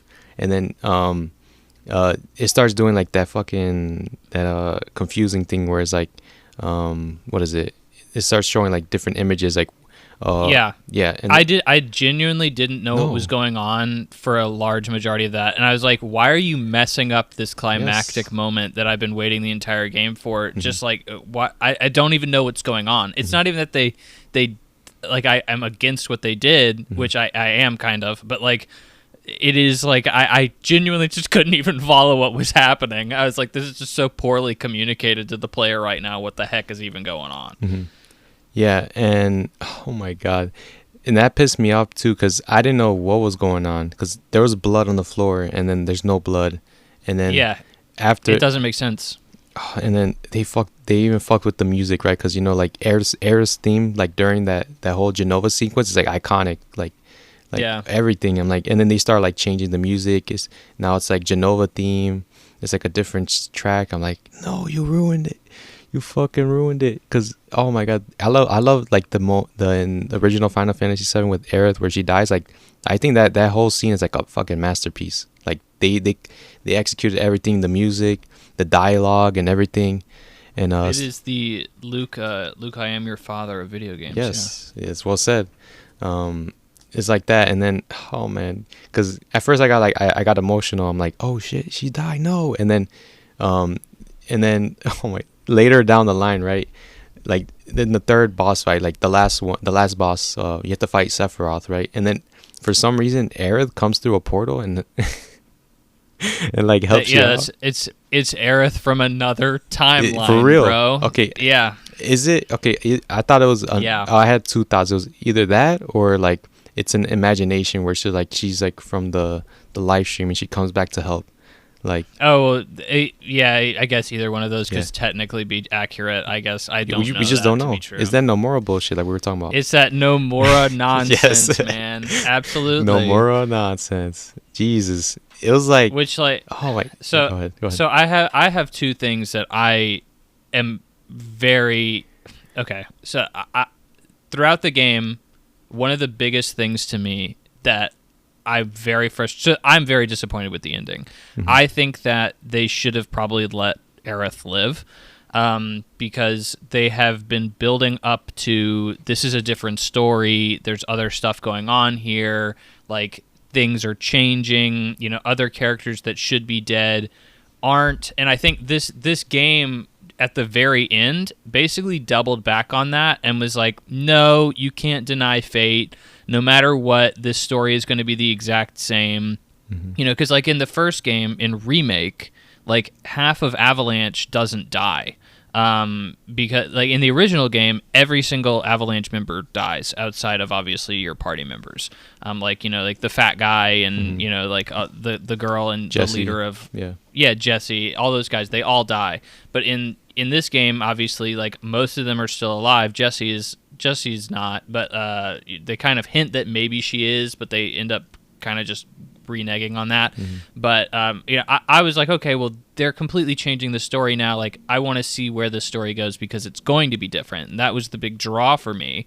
And then they basically completely go back on it, and they're like, nah, dude, this is the exact same freaking story. Like, Aerith is still going to die. Like, fate, you can't deny fate.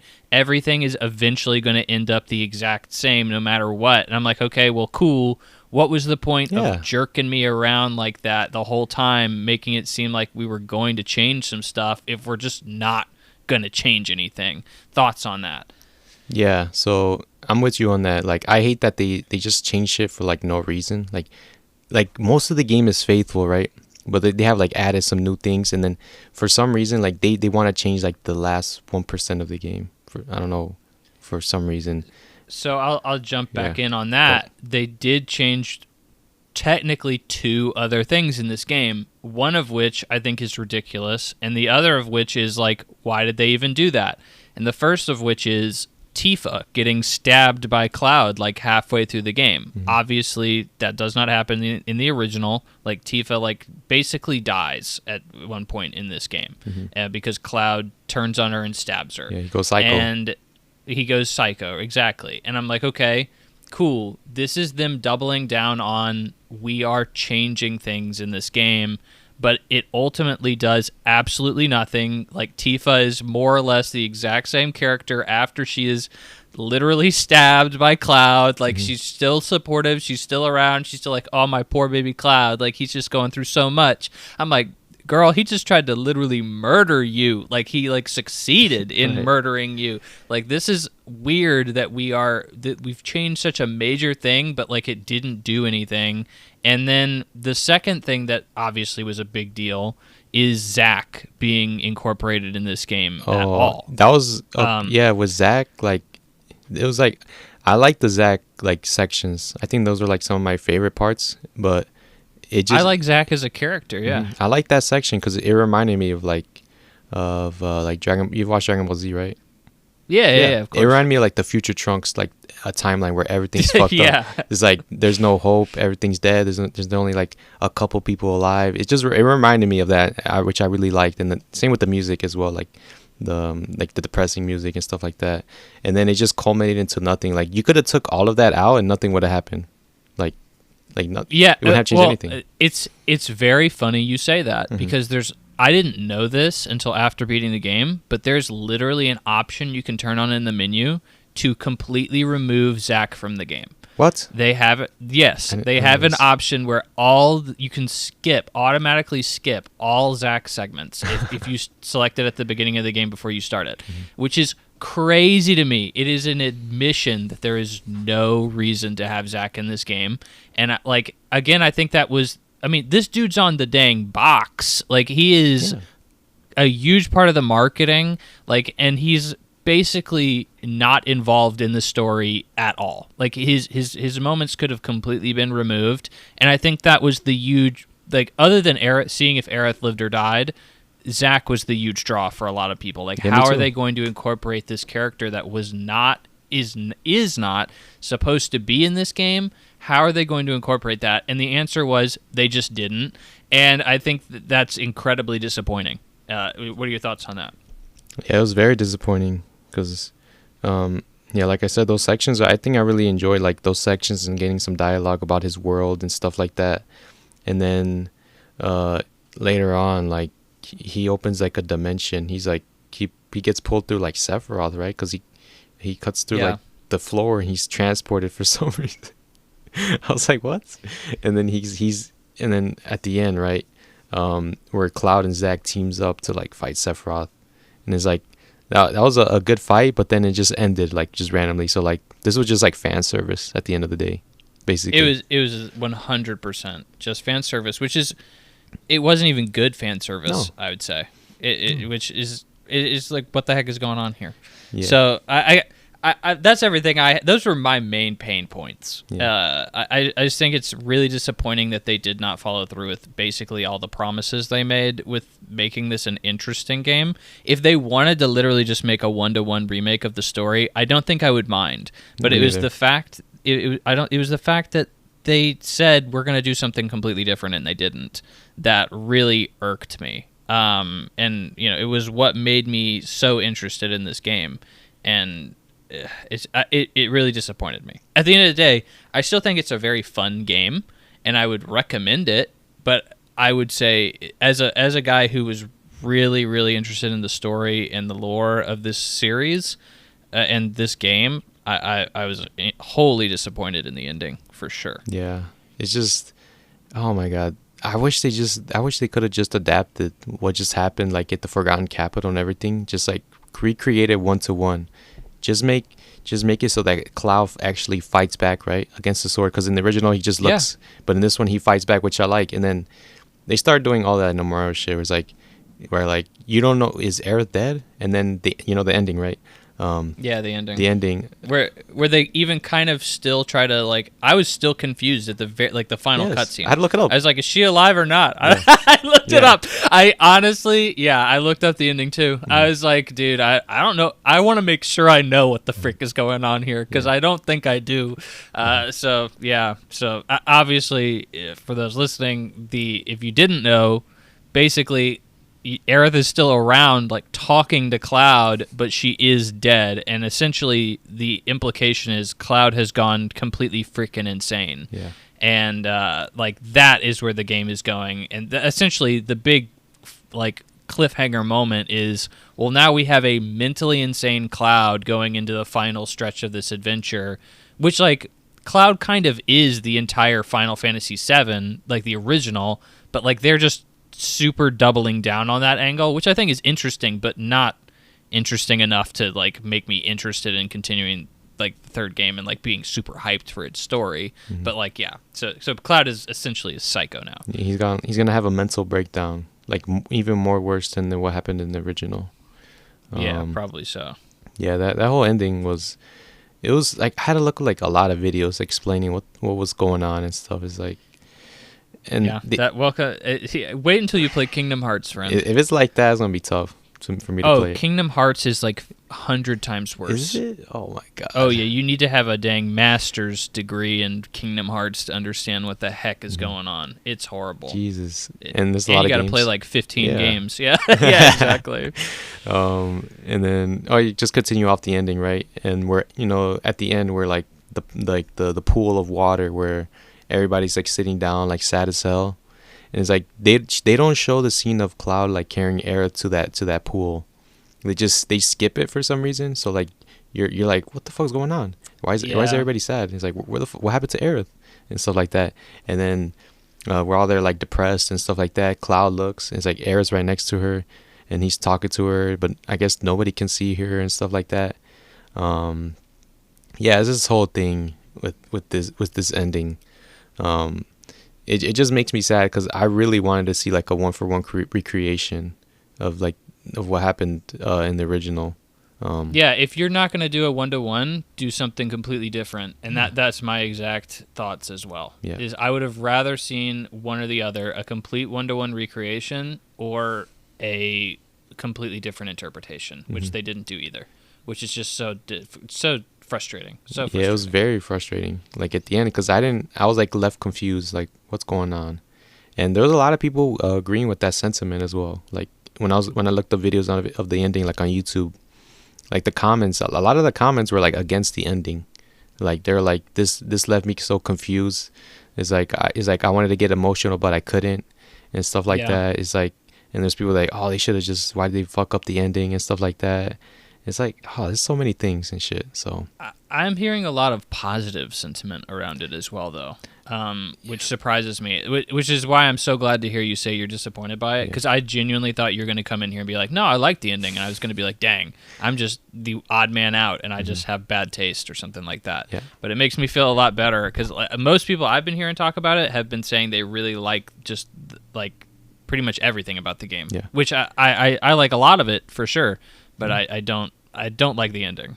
I wonder if they played the original, because I think playing the original really helps, like to gauge like how good this ending was. Because if this is your first time playing it, like you're gonna be like, what the fuck, like you're like, oh, okay, cool. But yeah, so I think that's it for Rebirth. So that's 160 gigs off my PS5, thank God.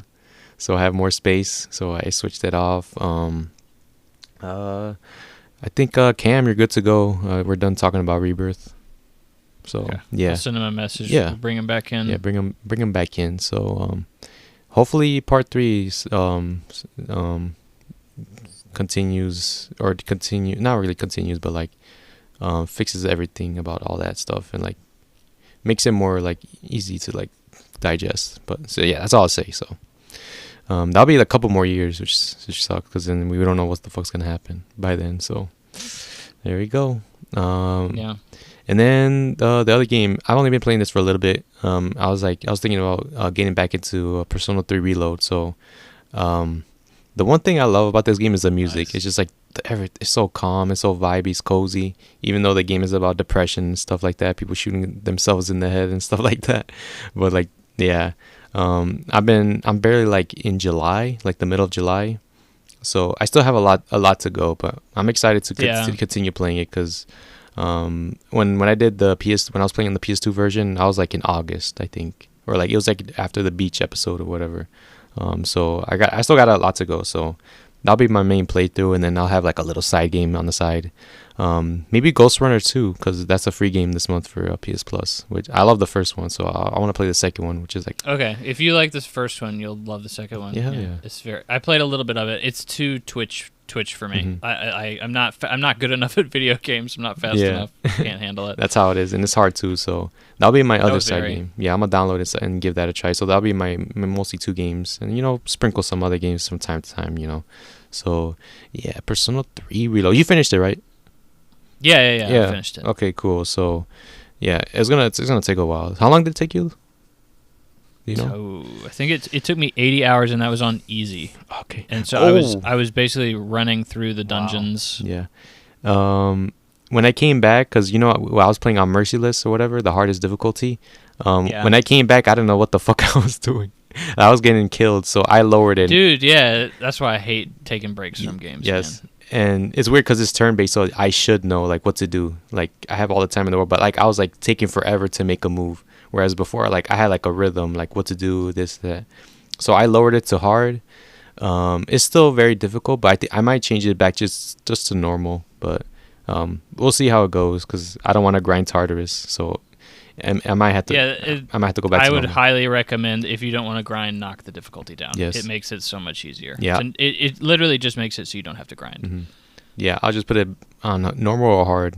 Mostly normals. We'll see when I continue playing. So yeah, there we go. That's everything that I've been playing. So you wanna go, Henry, or you wanna camp, because we've been talking about Rebirth a lot. So Yeah, so no, I can go next. Mine actually won't. I don't think it'll take too long this week, surprisingly. I do want to hit on a few different games, so I'll very briefly start out by saying that I just started Final Fantasy Tactics, which is, obviously a really well regarded strategy game. Yeah. Really heard a lot of great things about this over the years. Finally decided to jump in on my 100% legitimate ROM for the PC, or not PC, sorry, PSP version. Excuse me. All 100% legitimate there. Wink, wink. But Sure. I'm playing the War of the Lions version, which is obviously the PSP version. I've only done a few battles. I'm very early. Like, this is like probably not even two full hours in. Pretty interesting, like, premise. Somewhat standard, but pretty interesting. Kind of got me intrigued a little bit. The combat seems, obviously, it's very beginning, very tutorial feel to it, but I can see already kind of like where it's gonna sort of grow from here. Got some cool little mechanics they're already kind of displaying a little bit. I hit a enemy in one of the very first fights. I hit an enemy while we were both on top of like an elevated area, and it like pushed him back off of it, and he took damage from falling to the ground. I was like, oh, that's pretty cool. I actually wasn't expecting that to happen. But yeah, no, it seems kind of interesting. I will say the one negative to this game to me, I hate the way the characters look. Like, the character art is so ugly to me, and I didn't hear anybody ever mention this. I don't know never if, heard that. Yeah, it's like, I don't know if that's because people like it or because people just tolerate it and they don't mention it when they talk about this game. I hate the way they look. They all look like they're like 14.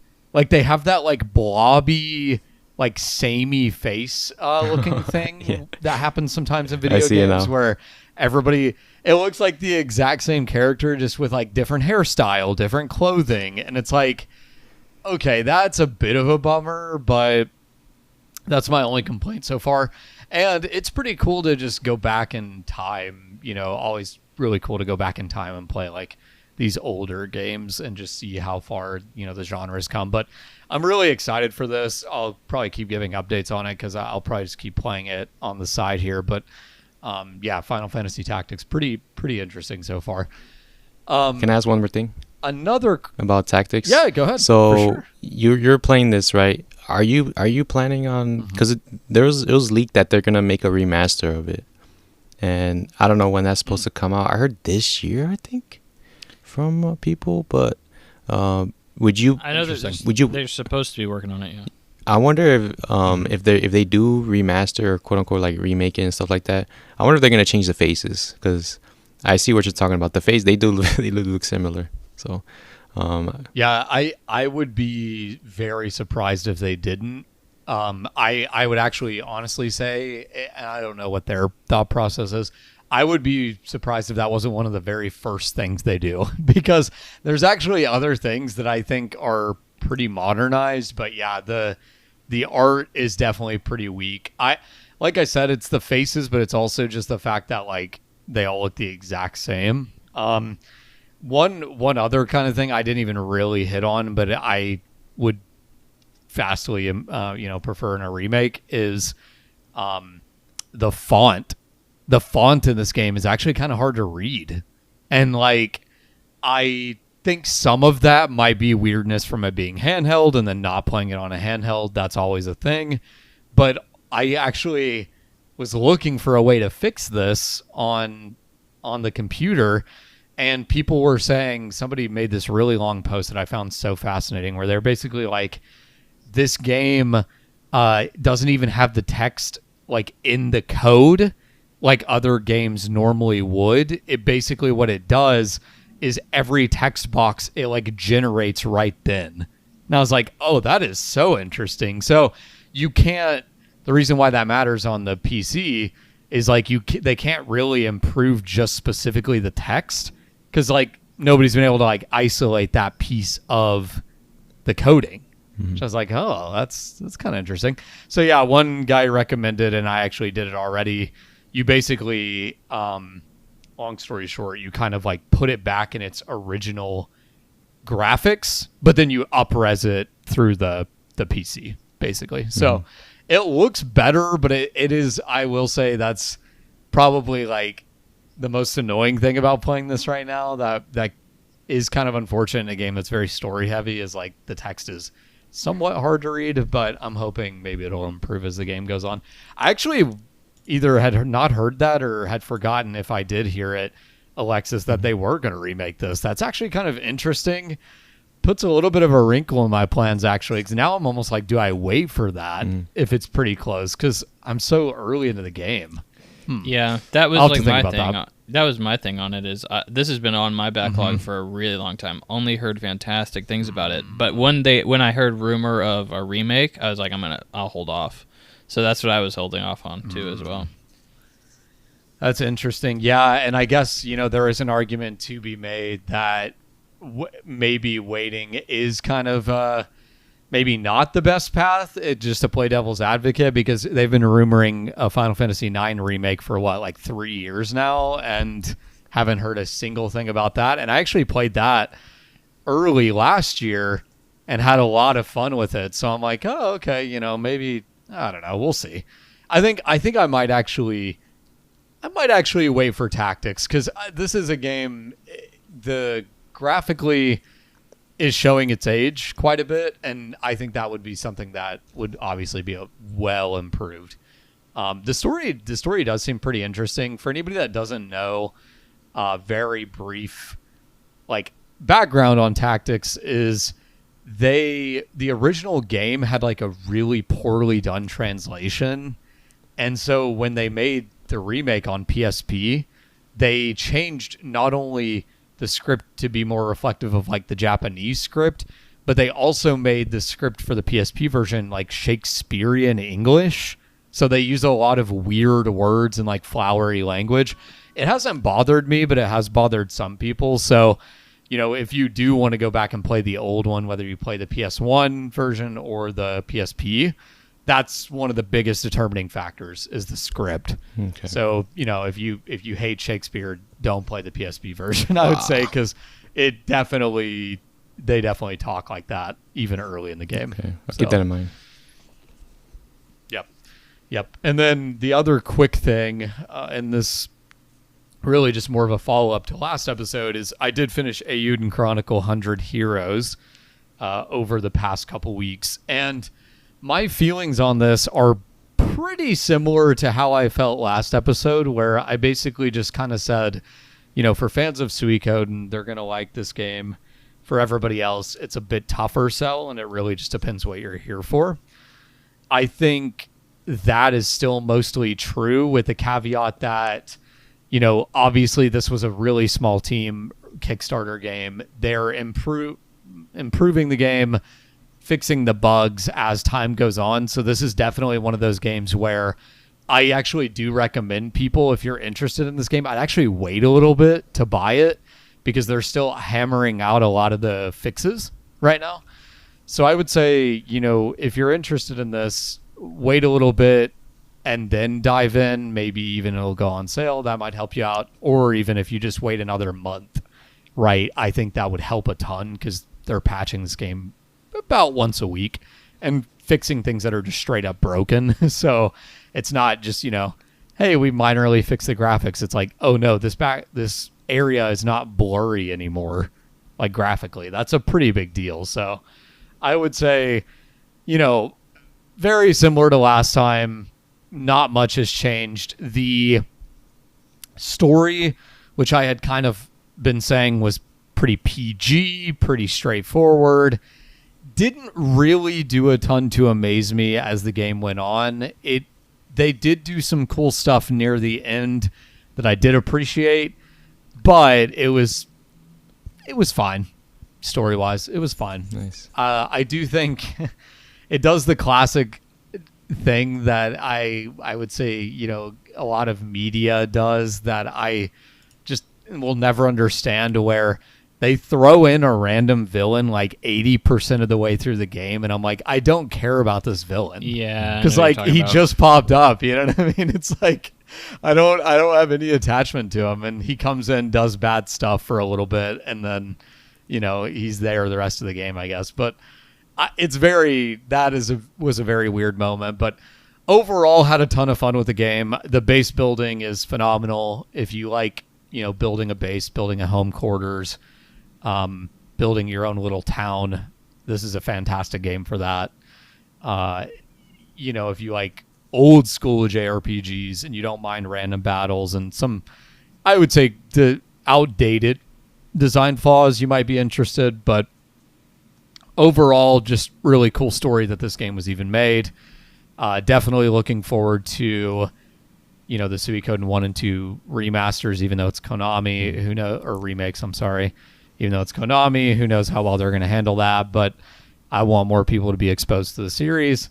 And then the last thing would be, which I don't know if we've even talked about this on the podcast yet, the studio, which is Rabbit and Bear Studios is the name of the studio that made Eiyuden Chronicle, have actually already said that they're making a sequel. Mm-hmm. So that was pretty interesting to read. Would you buy that day one? Yeah, and also, day one, probably, yeah, actually. Okay.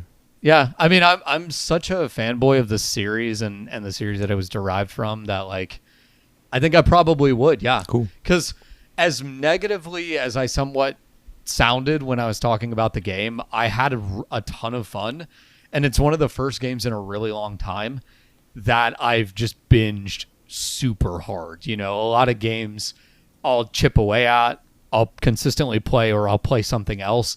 I was like full bore into this game, and a lot of that was the waiting for it for 4 years, but yeah, no, I think I would be there day one.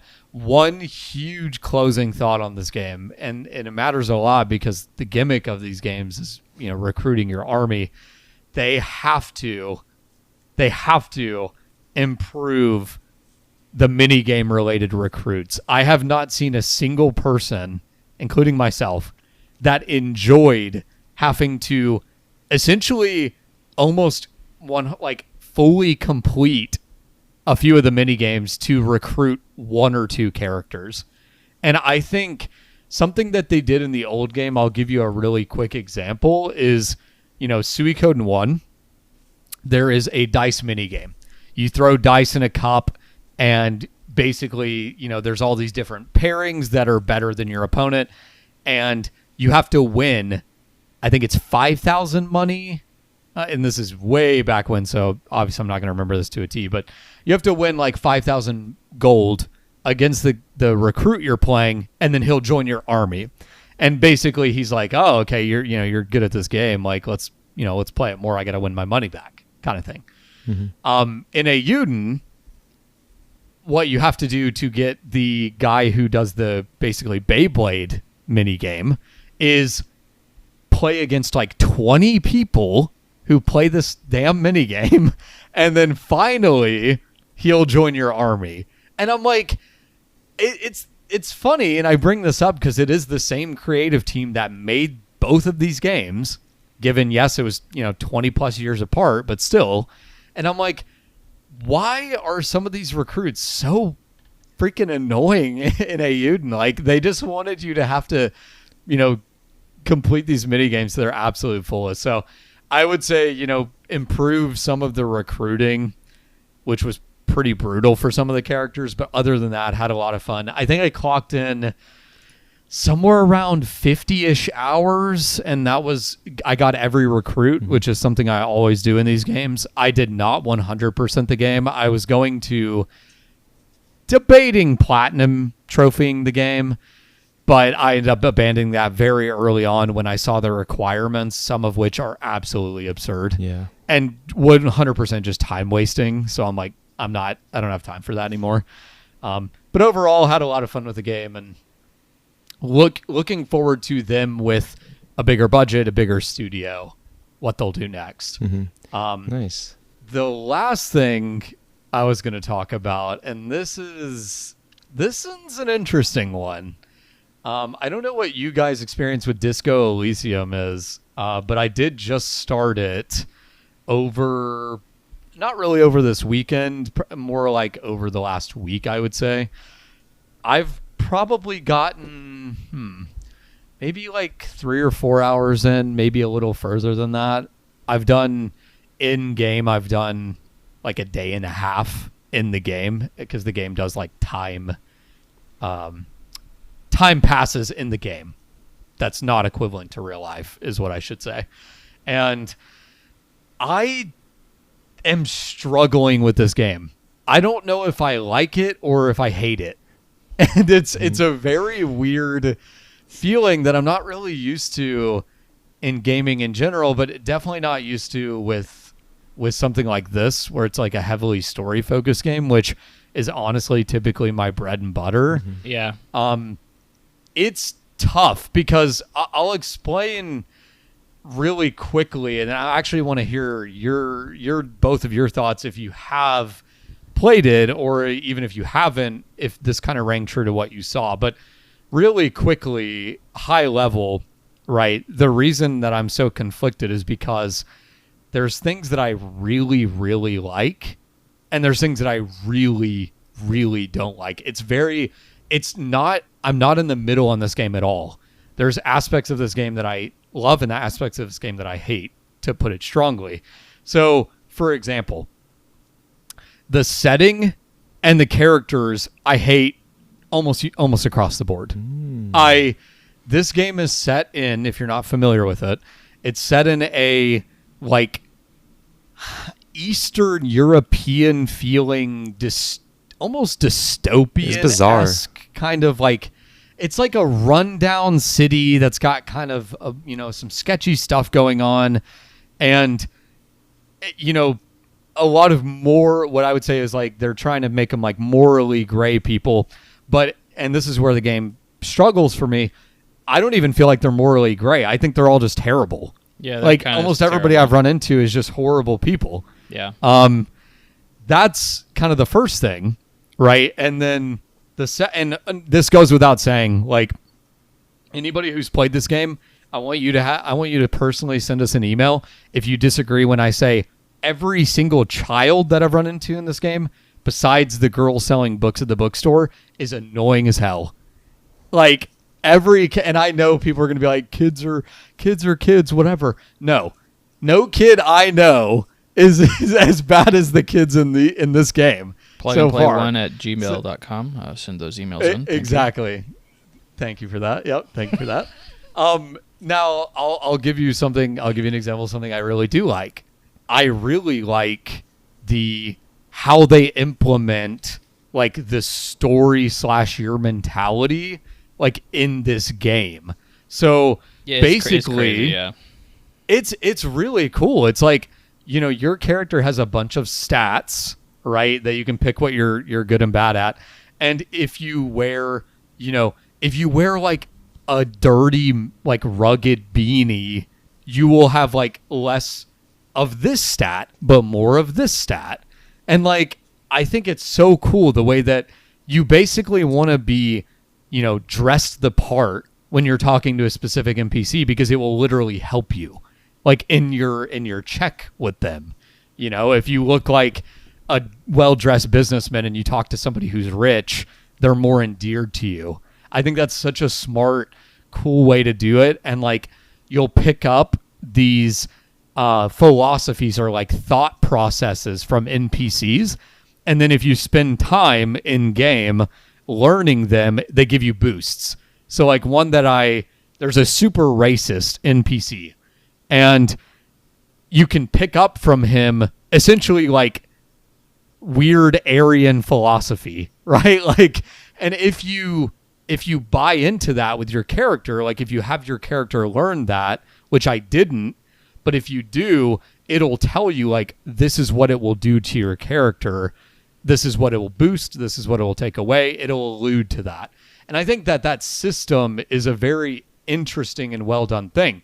So, kind of leaving it there for a minute, because I kind of want to hear you guys. Did either of you play this, first of all? And if you didn't, like, were you interested in it at all? Like, from the setting? You want to go, Henry? Yeah, I beat the game. Yeah. Okay, go for it. So your specific question is, did I like the setting? Mm-hmm. I mean, yeah, I'm pretty indifferent to it. It was fine. I don't think I hated it though. It was just a place for this to take place. Like, this is a dialogue simulator is all it really is. It's a lot of a lot of talking. Before this game was fully voiced, I refused to play it because I was like, I can't read. I forgot how to read years ago. I'm not going to do that. So like, you know, when they fully voiced it though, I picked it up and I was much more prone to it. But yeah, the setting itself didn't really entice me. But yeah, it didn't push me away either. Mm-hmm. So I'm surprised you're that against the setting. Is more so what I would think. Yeah, I'm with Cam on that. The setting is weird. Like, it's very like bizarre. So I'm just looking in from the outside because I haven't played it yet. Because I remember that you were right that it wasn't dialogued at first, which I found it kind of weird. And then there's like an update and stuff like that. It added like voices and stuff like that. Yeah, it looks like it's so weird because you said I can see the European in this game. It's like very European, very like washed out, depressing. I do want to play it one day because I hear a lot of like there's people that think it's like the best thing ever, and then you have cameras like you're indifferent about it. Like there's weird stuff in it. It's like something's not clicking with you, or like you're talking shit about the kids and stuff like that. So. Yeah, that's all I have to say about it. Nice. No, and I'm glad to hear that from both of you. Henry, something I find this is so interesting to me, like I mean that in every sense of the word.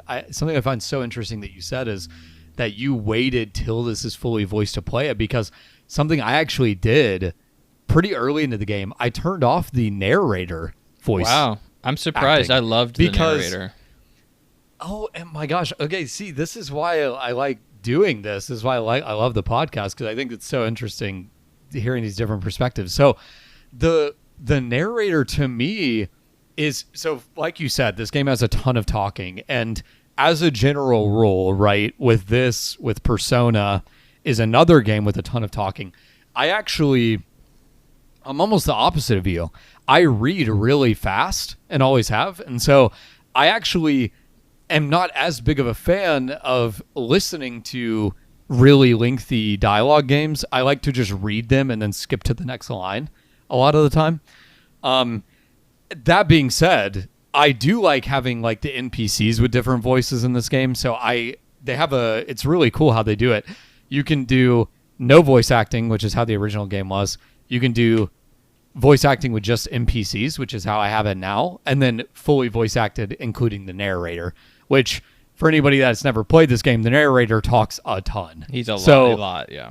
That is like a substantially different setting is what I mean. It's not just like, oh, there's like one narration every hour. It's like every minute or two there's narrator speaking. But no, Henry, like the reason that I turned that off specifically was it was jarring to me, actually. Because like I would be in a conversation with an NPC and they would say something, and then I would hear myself saying something that the NPC didn't hear. Do you know what I mean? It was like, it's a weird dynamic for me to be like, I don't know. It took me out of the game a little bit, because I'm like, I don't know. I'm maybe I take things too literally, but I was like, when I'm talking to you guys, right, or when I'm talking to anybody, I don't like vocalize my thoughts. You know what I mean? And so like I think things, but I don't vocalize them. And so it was really weird to me to get into this character's head, and I'm like having a conversation with an NPC while I'm like hearing myself that doesn't have the same voice actor as me, because I don't have a voice actor. I'm hearing myself talking to myself while I'm talking to an NPC. Like, I don't know. I've never run into this with a game where it just so jarring to me, and it took me out of it. I'm like, I can't get invested in this conversation. So that was kind of my problem with the voice acted narrator. So I turned that off pretty quick, and I am glad I did. I found it more like immersive in that way. But yeah, I mean, you saying you beat it is also interesting to me as well, because I'm like, I'm I'm almost tempted to ask things that I know would hurt my enjoyment of the game, right? Like I almost want to ask, like, is the mystery, because this game has like a mystery central to it, right? Is the mystery worth it? I don't want to know the answer to that, right? Because it's inherently a spoiler. So it's kind of a tough, with these story games, right? It's kind of tough to even like get that level of feedback. But yeah, I'm very on the fence with this. I would say that I'm probably going to play it. I'm going to do what I did with 14 a few podcast episodes ago. I'm going to put a little bit more time into the Disco Elysium and see how I'm feeling. And if I'm just not getting hooked enough, I'll probably abandon it. If it's continuing to just do that weird thing where it keeps my attention, but I can't say why, I'll keep playing. But yeah, it's definitely an interesting conundrum in my head. As far as, the setting itself, like you mentioned, I'm like almost like against it, right? It seems is I guess my problem with games like this, and it sounds like a very nitpicky thing, but it is truly something I cannot get out of my head, is one of the biggest things that's been bugging me with this game is the setting in combination with the dialogue. So the best way I can describe this, right, is if I'm living in this city that this game takes place in, the people that live here are probably not going to be the same type of person that lectures me about communism for 2 straight minutes when I talk to them and I'm a stranger, right? Does that make sense? It's like, that is the thing that's hurting me the most right now with the game, is I'm like, the dialogue is not lining up with the setting in a lot of different ways for me, right? Like I'm getting like, I'll go up and talk to a drunk, guy on a bench, and he starts lecturing me about the free market. And I'm like, wait a second, why are you even talking about this right now? Like, if we wanted to be philosophical, this doesn't feel like the right NPC. This doesn't feel like the right setting to me.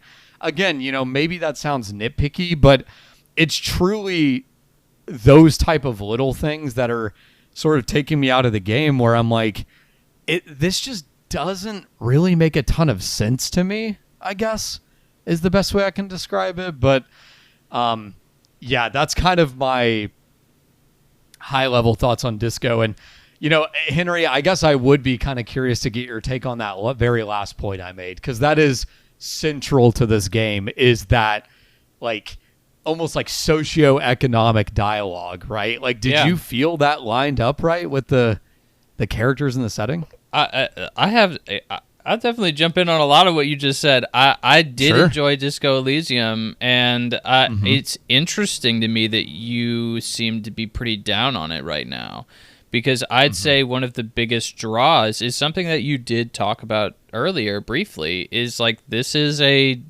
D&D, heavily D&D inspired game, where there's a lot of talking and a lot of options and a lot of results that, like, because you did this is happening. And, like, if you do this one thing here, then this character will be nice to you because you did the right thing way before, or, you put on a suit and then a rich guy likes you more, whatever the case is. And I know you're a big D&D guy. So, like, that's interesting that this game didn't resonate with you, or isn't resonating with you right now. And I would also kind of agree with you that it sounds like you are nitpicking a little bit. I did not find these issues. I understand what you're saying about like NPCs not necessarily lining up with dialogue in a way that necessarily makes sense, but really, I think Disco Elysium is a very interesting game to discuss outside of the game itself, because if you don't know, the people who made this game are straight up communists. Like, they are very political people, and I don't say that as like an insult. I mean, like, they are literally communists. Like, they're very open about that, and it's very interesting because like there's a lot of political stuff going on with the studio itself over Disco Elysium as an IP. Basically, capitalism got the best of them, and they're fighting over it for money with the company that helped publish the game. Yep. So there's a lot of interesting stuff that goes into that. But these are very political-minded people, so I don't necessarily think that this setting and all of this was necessarily created to specifically line up with those ideals. I just think that these people wanted to incorporate those politics or those philosophies in the game, and those were just their vehicles. Whether it necessarily was like the most appropriate ways to do it, maybe not. I would agree with that, but like it's literally just, I think, them trying to incorporate it, and I think that this game has a lot of really good writing. I think that's one of its its big strong suits. So it delves into those ideas a lot. Again, whether you think they do it right or wrong I may not even be educated enough to on those philosophies to tell you, but I didn't have an issue with it personally. I just kind of wrote it off as, well, this is just this character is a vehicle for this kind of conversation, not necessarily to build onto the world and the story in the way that it sounds like you're looking for, Cam. So that's probably my interpretation of that.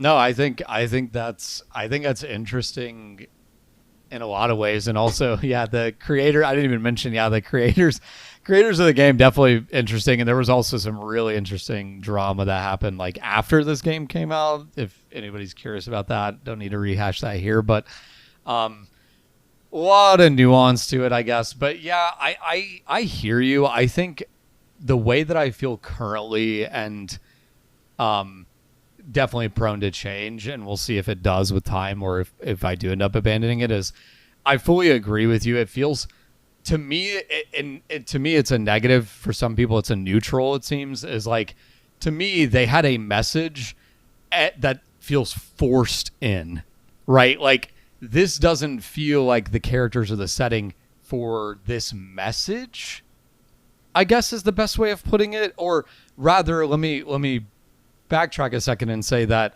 the characters, mostly specifically, do not feel to me like convincing enough. But we'll see if, again, we'll see if that occurs as time goes on. And I will say, like, that is a big deal in a game like this. You have to be all in, right? Like, you have to have that level of buy-in, or, like, to your point, it's like you, and I know you didn't say this, but it's like, you're here for that, right? So if you're not in for that, you shouldn't even play this game. No, right? This is not like a it's not like a gameplay game, I guess is the best way to put it. And I was going to also point that out. You said, Henry, don't tell me if the mystery is worth it or not. I'll tell you, it doesn't matter. It doesn't matter. And I'm not saying the mystery itself, it doesn't amount to anything, but I'm saying that if you are not in for what the game is already giving you, get out, because it doesn't matter what the result is. It won't be worth it. So I would say, if you are already saying what the game is offering you is not what you want, I'd say, it's probably not going to be worth it to see it to the end. Nice. Cool. Well, yeah, I think it's a really interesting point. But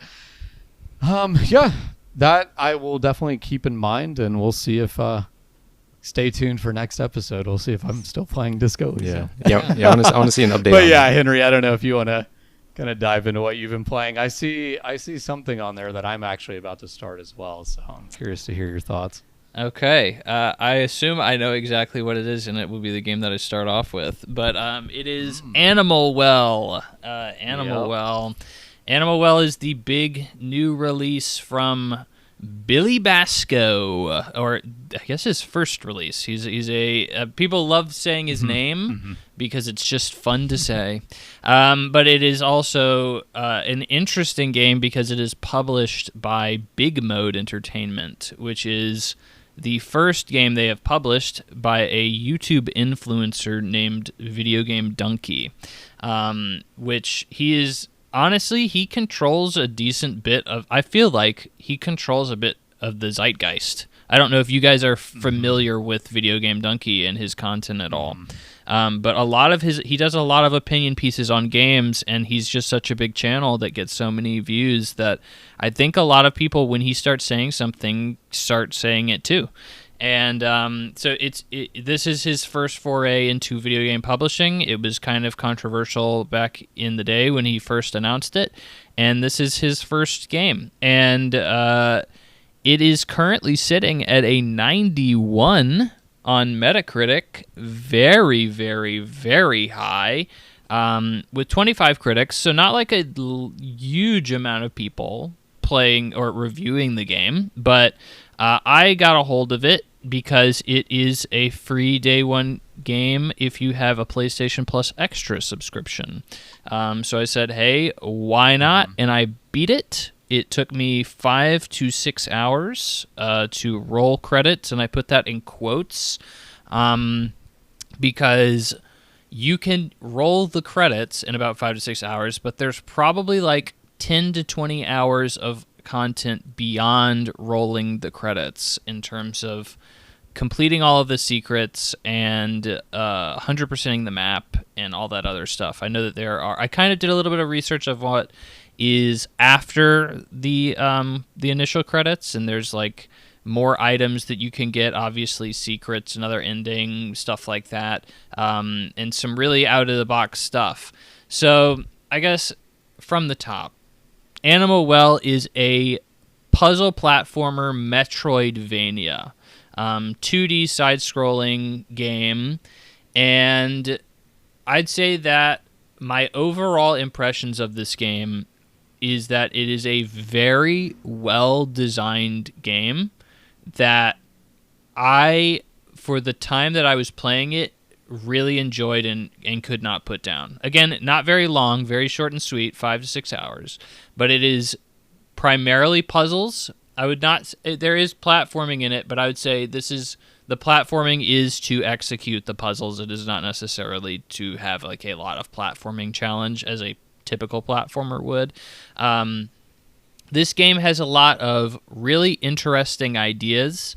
It has like all the items that you get in this game are very non-traditional. Like when you think of a Metroidvania, you think of, well, you get your double jump and your wall climb, and you have these traditional like understood power-ups and items that you would get in these games that are very video gaming and kind of go along the design of a lot of video games of this style. This game, every single item I got, it was like a whole new world. It was, oh dang, what is this? How can I use it? What can I use it for? How many different ways can I use it? And every item has a lot of those utilities, and it really is impressive how innovative a lot of the ideas are with these items. I will also say that I am not a puzzle guy. I don't like puzzle games. I have played a handful of puzzle games, like hardcore puzzle games, and like The Witness and Talos Principle and stuff like that. And those games make my head hurt.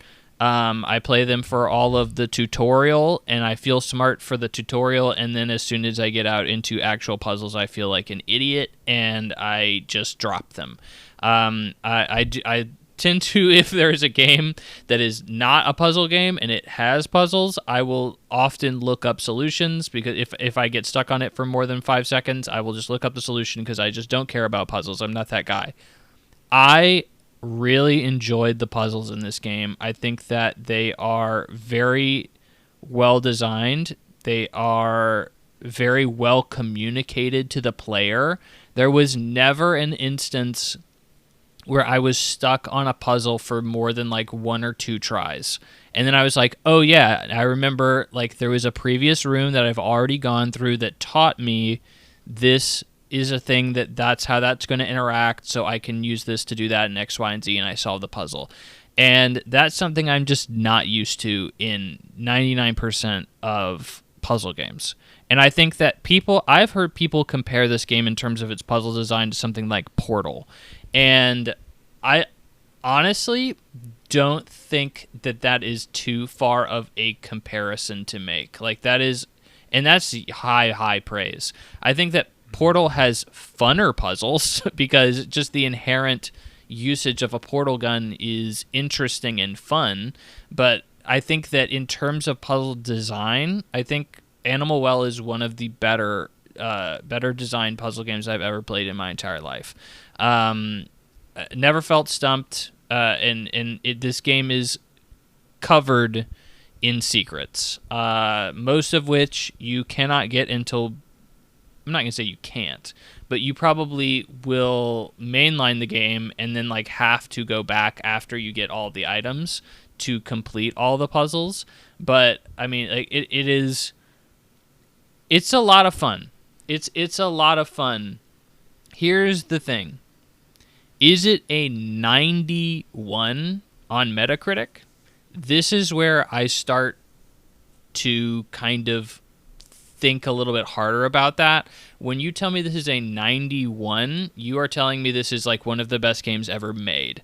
And I will say that this is a really tight, really well-designed game.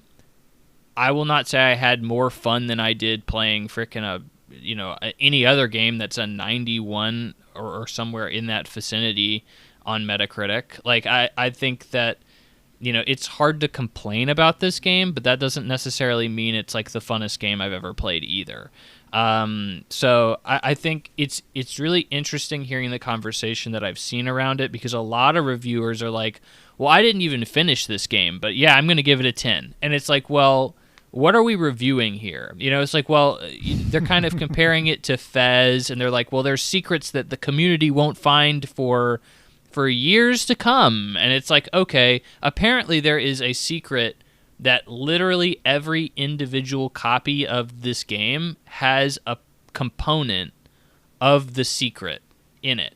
And so the community will have to compile the results from every individual game together in order to solve the puzzle, which I don't even know how that works. But that is apparently something the developer said that is something that is in the game. So, like, there's a lot of really interesting puzzle design. I've seen some solutions to puzzles that are like crazy. It's like, but at the end of the day, I don't think it like blew my mind. It's just like this developer was clearly very inventive with how he thinks, and I have to respect that.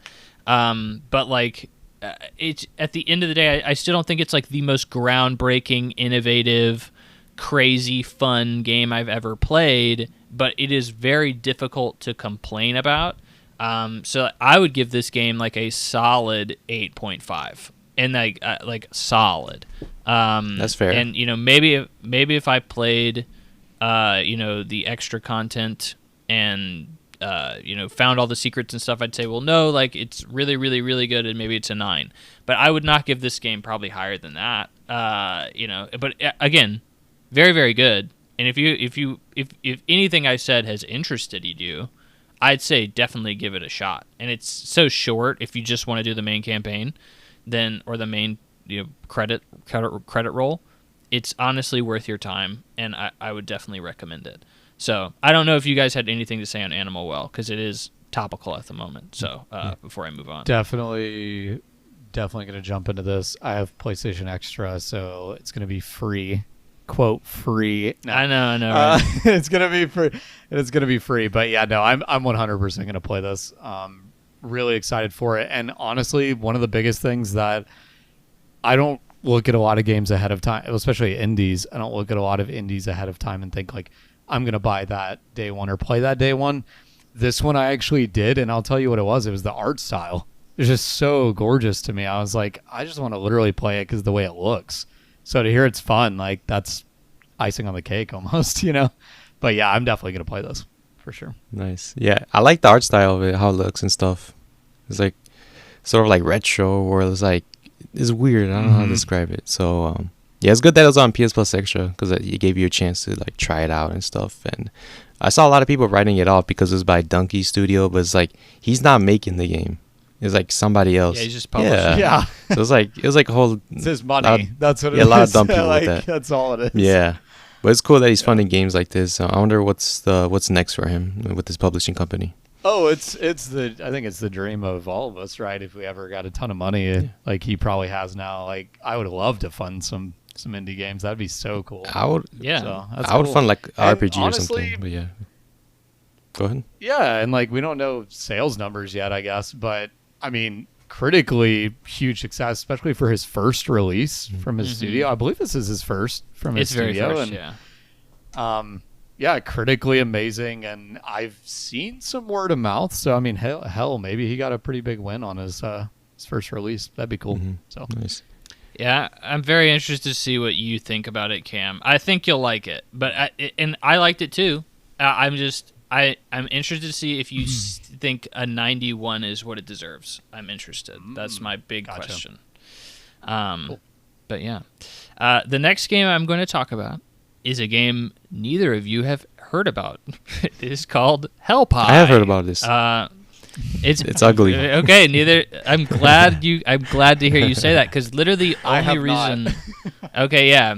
So I will go into it a little bit to try and give you some backstory here. But the only reason I bring this up is because I think this game is actually really good, and I don't hear people talking about it ever.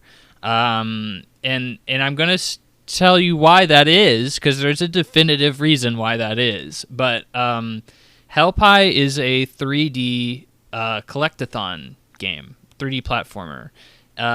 It is about a little demon, and he gets a cherub as a grappling hook, and they go on an adventure to bake a pie for Satan for his birthday. This game takes place primarily in the underworld. You do go to a lot of other places that are not very underworldy at all. In fact, most of the game is not very underworldy at all, but is canonically there. And it is a very fun 3D platformer where you get to grapple around, and you have an upgrade skill tree that basically makes you like a god by the end of the game. And if you like something like Banjo-Kazooie, or I think a big one that I see a lot of people, I see a lot of similarities to it, is Hat in Time. If you're familiar with Hat in Time, it was a big 3D platformer that was very reminiscent of older 3D platforming collectathon games that really got a hold of people. Funny enough, they are both rated the exact same thing on Metacritic. They are both 78s, which surprised me when I saw that for Hat in Time. I thought Hat in Time would be higher, because I just see so many people talking about that game fondly. But the reason this game does not seem to have a foothold with people is because it is genuinely off-putting with its sense of humor and its subject matter. So it is highly gross-out humor, very over-the-top, and for no real reason at all.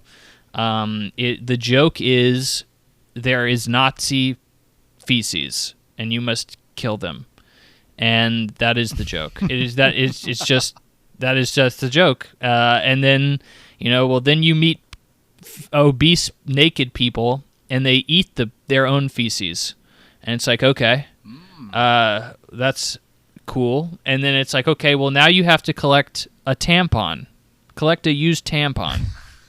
Okay.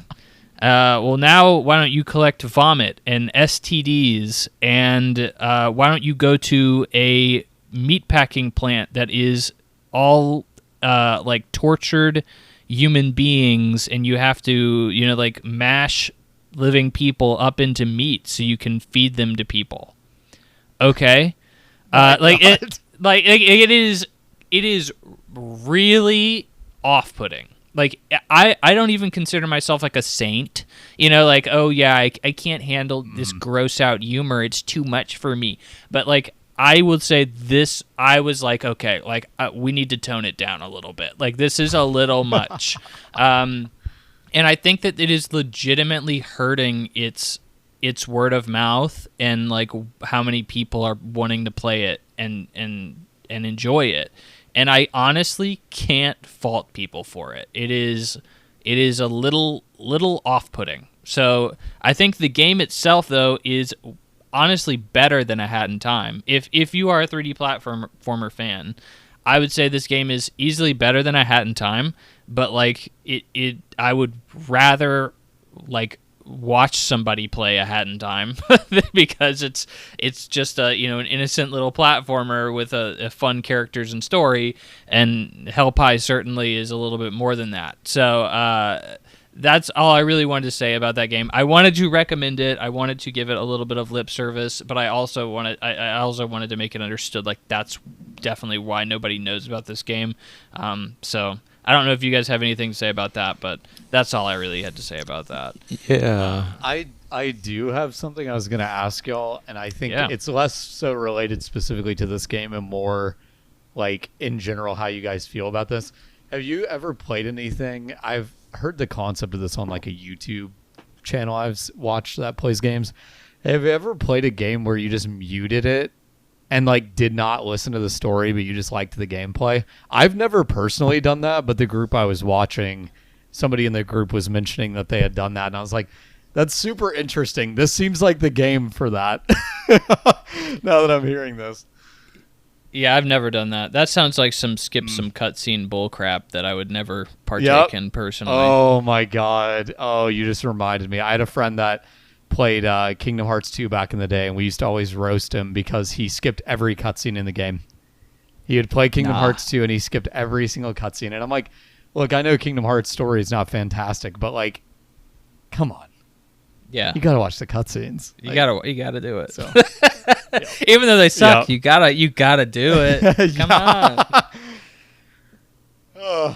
But yeah, Alexis, I don't know if you had anything. Yeah, because I saw people comparing this kind of game to Penny's Big Breakaway, and how I think it was. I'm surprised people are still talking about it in that way. Yeah, I think it was that game. It was something like that. It was like some game came out and they started comparing it to Hellpie and stuff like that. That's how I knew about this game before. I was like, oh shit, this one.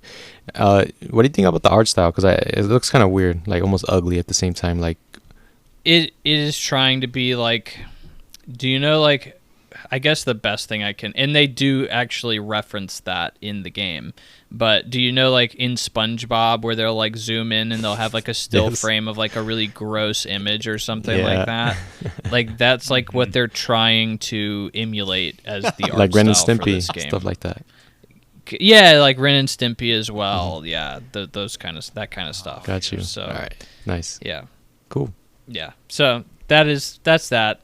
Recommend it to 3D platforming fans, but not if you don't like tampon jokes, I guess. But okay, so my final game is Resident Evil 4 Remake. I played Resident Evil 4 Remake and the Separate Ways DLC. I'm a little bit behind on this, but I had a friend who wanted to borrow it, and I hadn't gotten around to it, so I was like, yeah, I'll knock this out so that he can grab it.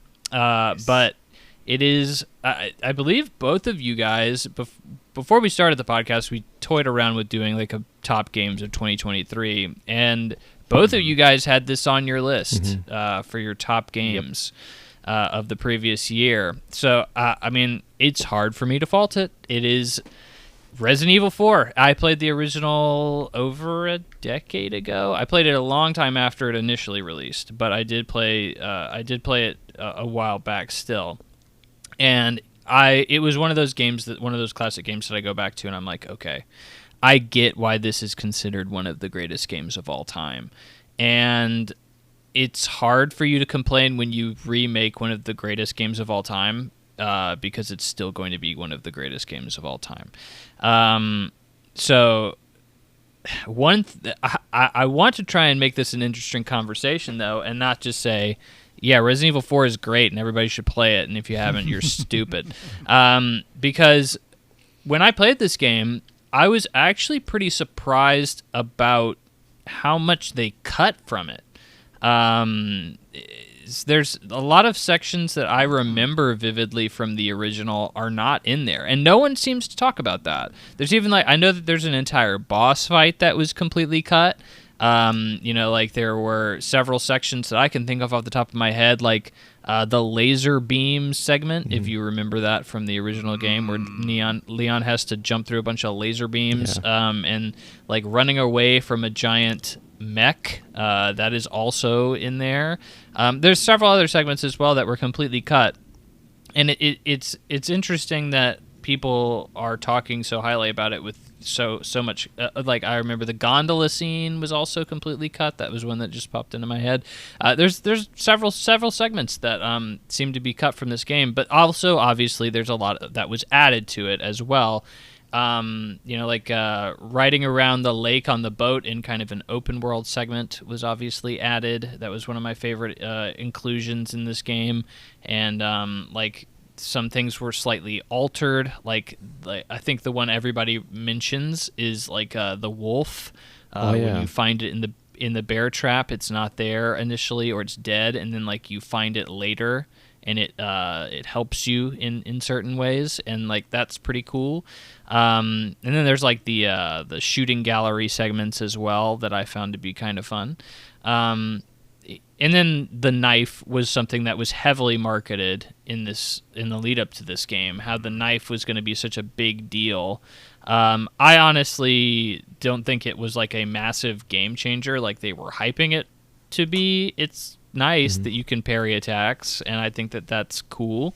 It gives you another resource. That's like kind of how these games work, is like is managing your resources is really the tensest part of the game, and so it's another resource to manage, and that makes the game even more interesting. But I think that really like my end point of that is like did this game need a remake? I don't know. I'd like to hear your guys' perspectives on that. Because I feel like not a lot was changed. Some things the things that I mentioned that were added were nice, but I don't know were worth a complete rehaul of the entire game. And you lose some of the content that's in the original that people like in the first place. So I'm interested to hear what you guys think. What are you guys' perspectives on that? Yeah, I'll go first. So I do see what you mean. They changed a lot of stuff. Like I saw an interview about like the developers behind the game. They were looking at stuff to bring over and stuff to like take out and stuff to rework and stuff, because they were trying to go for more of like a serious feel compared to like the original 4. Because the original 4 is more campy. There's like it's definitely goofy. More jokes and stuff like the transmissions and stuff with Leon and the enemies and stuff. Like Salazar and like Leon, like they'll make jokes all the time and stuff like that. And then I think so far, I think it did need a remake, because I think a lot of the older like Resident Evil games, like some of the controls are like kind of wonky and like weird to play with. Like even Resident Evil 5, like because like that game still has a controller scheme from like 4 and stuff, whereas like you have to stop, shoot, bring up your gun, and then you have to like aim, like reload and all that stuff. So it's kind of tough for people to go back and play, even though you get kind of used to it. It is annoying because there's like some parts where like you want to do this but you can't because the game restricts you, compared to this remake, whereas like it has the RE engine where it's like very smooth. It's like you have more control to your aim and stuff like that, easier to like aim at their head or their legs and stuff. And I think it did need a remake. I mean, it looks amazing, right? Playing it on the PS5. Oh yeah, sure. Yeah, no doubt. It's like some segments look like really good, and then it's like, and see, like 4 is like very old because that's a GameCube game, so like it does make sense for a remake. And then I think once you get into like 5 or 6, is like that's like where the question goes, like, do those need remakes? But I think 4, it did need a remake after playing this, for sure, easily. Yeah, I fully agree with pretty much everything you just said. I don't have a ton to add to what Alexis said, but I will add something, which is that the escort mechanics alone were enough to need to remake that. No, I'm kidding. No, that's not the only reason, but that is a huge plus to me. Like, oh my gosh, Ashley is so much better in this game than the original. But no, I guess the only thing I really did want to mention, Henry, in response to your question, is like, I definitely think so, but even taking it a step further, to me, this removes any desire I would ever have to play the original. Like, I think this is just way better than the original for me.